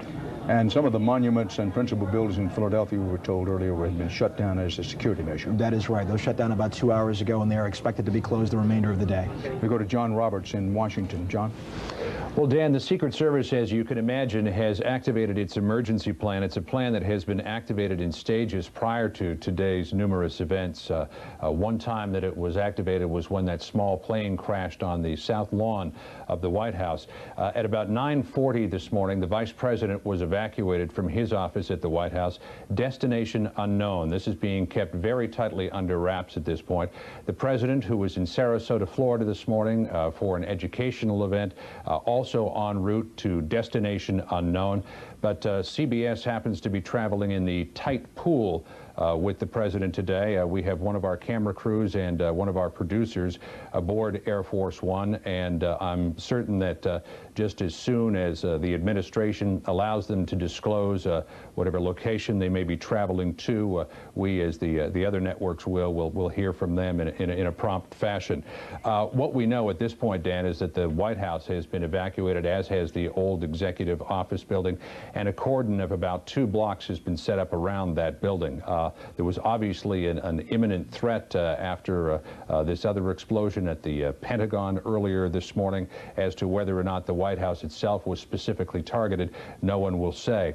And again, the location of the President at present and where he is headed, and the Vice President and where he may be, being kept very tightly under wraps. But we do understand, Dan, from talking with sources close to security that provides protection for the President, that they are not likely to be headed to Weather Mountain. That is that highly secretive facility in the Blue Ridge Mountains in the western part of Virginia, which is essentially a hollowed-out piece of granite, which there are contingency plans to take officers of the administration, the president, the vice president, his staff and the cabinet, and the leadership of Congress to in the event of an all-out attack on the United States. We understand that they will not activate Weather Mountain. That's a direction that it appears that they're not headed in at this point. The president could go to any military base across the country. There are also a number of other facilities in which there are secure communications that the president could operate from, one of those being Camp David. Now, there had been earlier reports of some sort of a crash or an explosion near Camp David. Sources close to protection for the president told me this morning, Dan, just a little while ago, that they have not had any reports of that, though, as you can imagine, because of the extent of the carnage against America this morning. It's difficult to know exactly what is going on at any particular point in time. Certainly, we will be hearing from the president later on when communications are reestablished. But for the moment now, Dan, what they're trying to do is make sure that the administration is in place to respond to this crisis, to ensure that the reins of government do not get broken, to ensure that they have communication with the leadership in Congress as well as the military. Those plans are in place right now. The president en route to a location where he can be assured of secure communications and contact with all of the officers that he needs to be in touch with. And again, Dan, we should be hearing from our people just as soon as they take the wraps off of this exactly where they are and what the immediate plan is. Dan? John Robertson, Washington, of course, is concerned about how the government operates in Washington, but make no mistake, the center of this story today, these terrorist attacks, is at the tip of Manhattan, where the World Trade Centers, both of the Twin Towers, 110 stories up, both have collapsed. No one is making light of what's happened in Washington. Something happened at the Pentagon. An aircraft crashed at or right into the Pentagon, unclear exactly where. Unclear whether anybody was killed. Some people were hurt at the Pentagon. An early report from a government official that a car bomb exploded outside the State Department was later denied by the Federal Securities Operation. That the FBI, an FBI official told Jim Stewart that a plane crashed near Camp David, the presidential retreat in Maryland. But now there's some question as to what all that was about. As one would expect in the early hours, there is confusion about the facts. But a known fact is that there's been a terrible loss of life. How much, no one knows. The mayor of New York says a tremendous loss of life. A New York City police official who didn't want to be quoted said that he thought that the loss of life in the World Trade Center collapse. You're looking at a live picture of it now with this Empire State Building in the foreground and the smoke over the Hudson and the great New York Harbor, smoke in the nostrils of the Statue of Liberty, literally, that the loss of life here may be, according to the police official, in the many thousands, unquote, but that is not known. Now, authorities are on the alert from coast to coast, halting all air traffic, evacuating high-profile buildings, and tightening security at strategic facilities following these attacks on the World Trade Center in New York and the Pentagon. 4 airplanes are now confirmed to have been hijacked this morning. Whether it was one of those hijacked planes that hit the Pentagon, this is a live picture of the Pentagon, the first attack in the history of the United States Defense Department since it moved into this huge, sprawling Pentagon building in Washington. As you can see, there's considerable smoke, which may or may not indicate considerable damage at the Pentagon. Now, evacuations have been ordered at the United Nations building here in New York. This happened shortly after the 2 planes hit the Twin Towers of the World Trade Center, and an aircraft of some sort crashed right into the Pentagon, or if not right into it, very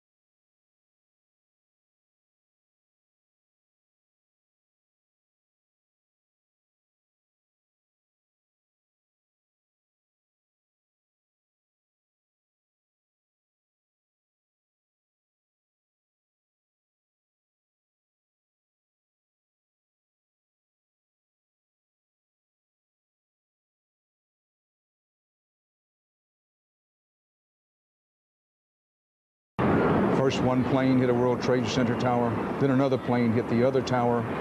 One tower collapses and the other collapses.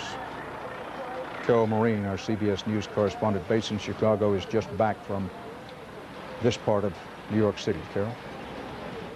Dan, I think I was in the second collapse or an explosion right after that, because I was trying to make my way around Stuyvesant High School. I believe that's correct. I'm not a New Yorker. But I was coming toward the World Trade Center looking for CBS crews and asked a firefighter if he saw any. He told me to walk down the middle of the road. All of a sudden, there was a roll, an explosion, and we could see coming at us a ball of flame stories high. He and others screamed, "Run," and I ran. I fell. One of them picked me up. We ran as fast as we could, and then he threw me into the wall of a building and covered me. Forgive me. I am in his debt. You know, Dan, I know firefighters do incredible work all of the time, but this was exceeded anything that I can imagine. He threw me into a wall, covered me with his body. I could feel his heart banging against my back. We were both so sure we were going to die. The flame somehow stopped short of us. But whatever collapsed created, and you saw it in some of that video, Dan, a rain of cinders so thick that you couldn't see this far in front of you and you couldn't breathe. A police officer, and I wish I knew the firefighter's name, a police officer by the name of Brendan Duke grabbed my hand, and he and I tried to find our way through it until we could hit a clearing in the light. What you're seeing on the ground here, Dan, was in the air, and you couldn't see. And again, we thought we were finished. We somehow got to the light. Another firefighter gave me his mask for a moment so I could breathe. And then I made my way somehow through the smoke into the light to our crews. There was a cameraman there whose head was bloody, and he was trying to shoot and set up some of these shots there. The firefighters, the police, the crews, the people streamed toward me as I made my way to the Trade Center, sobbing and crying and trying to call home on dead cell phones, but they couldn't get through.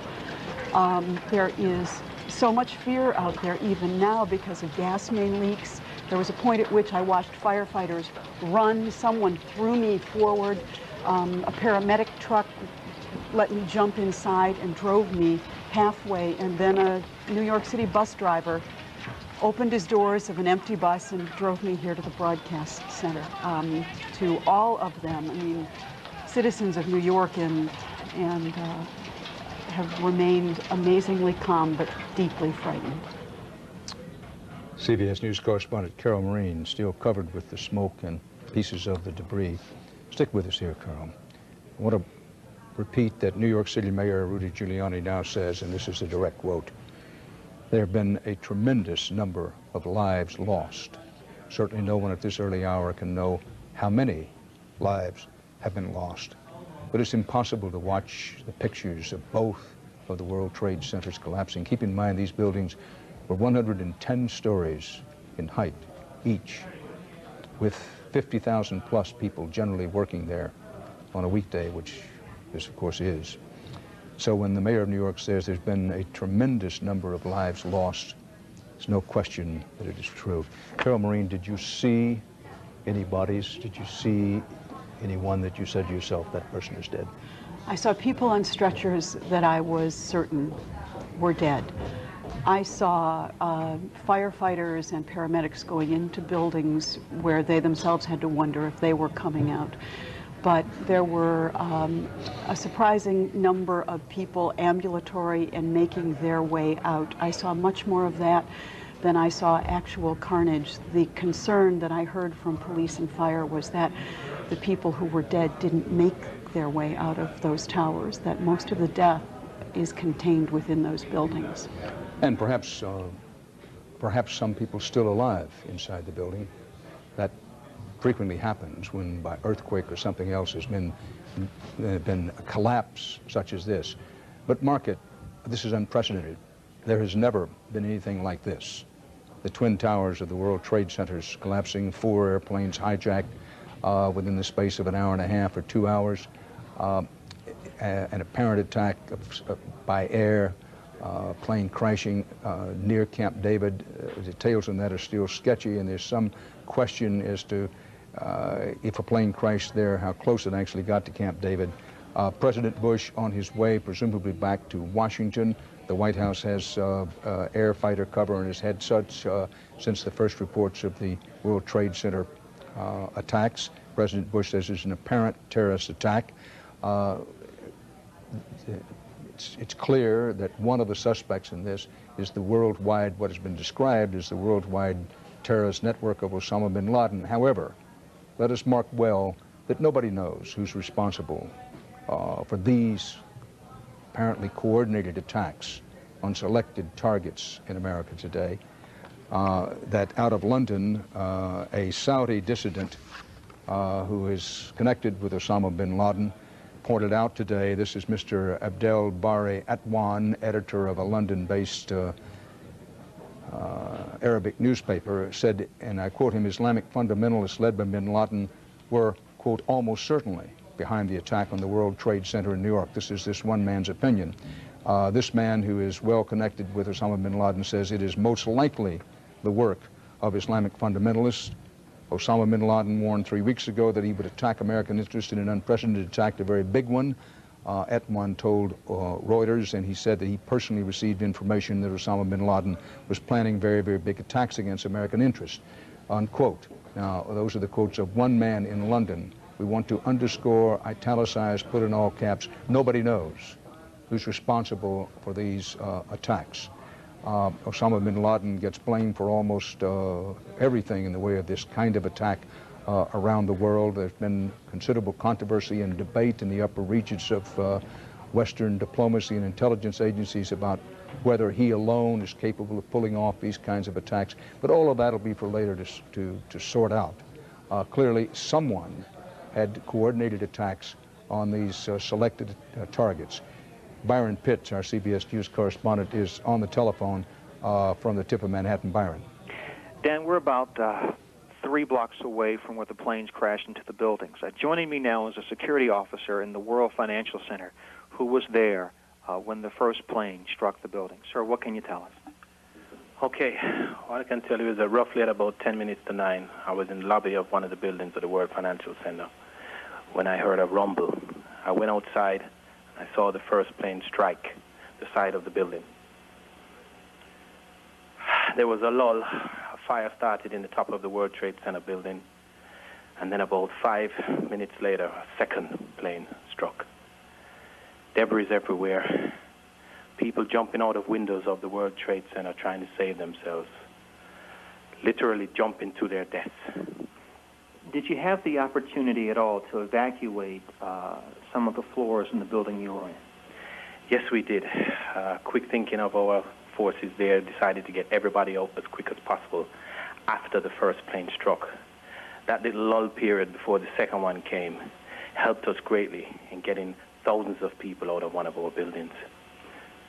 Did you actually see the plane strike the building? I saw the second plane strike the side of the building because I was outside evacuating employees from our building at that time. That was when we witnessed people jump into their deaths literally from the side of the World Trade Center building while it was engulfed in flames. You were saying you've been near the scene recently. What was the situation there? The situation there was that about 15 to 20 minutes later, the structure that was remaining of the World Trade Center buildings caved in and fell straight to the ground, literally covering everybody that was within a quarter-mile radius of that building. Myself included was stuck in the lobby area until the fire department came and got me out. You were saying that, I've heard you on the radio talking to some of your colleagues. What's the latest information you're getting from the scene? The latest information right now is that we have major gas leaks in that area, and they're making the area totally sterile around the World Trade Center and the World Financial Center area due to these gas leaks, because we've been having mini explosions happening from underneath because of all the carnage. Can you get an explanation as to why cell phones in this area aren't working right now? I can tell you the reason why a lot of the phones aren't working, and that's because the main transmission site that was on top of the World Trade Center controls a lot of those phones, and obviously it's no longer there therefore eliminating cell phone coverages for quite a few people. Everybody who was near you, all those people got away, yes, safely? Most of them did, sir. Some of them didn't. A lot of emergency service personnel were also injured. Obviously, there are casualties also. A lot of media trucks, a few of them were damaged also, as well as NYPD and fire department vehicles who could not evacuate the area in time when the two towers came down to the ground. You said you'd seen this kind of thing when you lived overseas. Tell me about that. I happened to be in Europe and England back in 1993 when the IRA had struck Camden Town with a bomb. There was a lot of carnage there. The IRA, as you know from past history, do a lot of this kind of thing in mainland England. But I can tell you, sir, that there has never, ever, in my witness of anything like this, been in this business for a long time, have I witnessed anything as to what I've seen today in mainland New York City. Thank you, sir. The gentleman's a security officer in the World Financial Center. Dan, I'm going to pass the phone on to my colleague, Mika Brzezinski, who has another eyewitness. We've been held up in PS 89 Elementary School, a few blocks from the building, and grabbing people as they come by. Here's Mika. Yeah, and Byron, one note on PS 89, I just spoke to the head custodian here, and he says for emergency workers or anybody in the area, there is water and food available here. Dan, I know you have new information. I'll send it back to you. Thank you very much. Mika Brzezinski and Byron Pitts on the scene where the World Trade Centers have collapsed. We want to put up again for you, if we can, the airlines have confirmed that 4 aircraft were hijacked this morning, and the information on that, we're coming up to the top of the hour, we'll have as we go through the top of the hour. But it's noon in New York, just over 3 hours now since the first plane crashed into the first of the World Trade Center towers.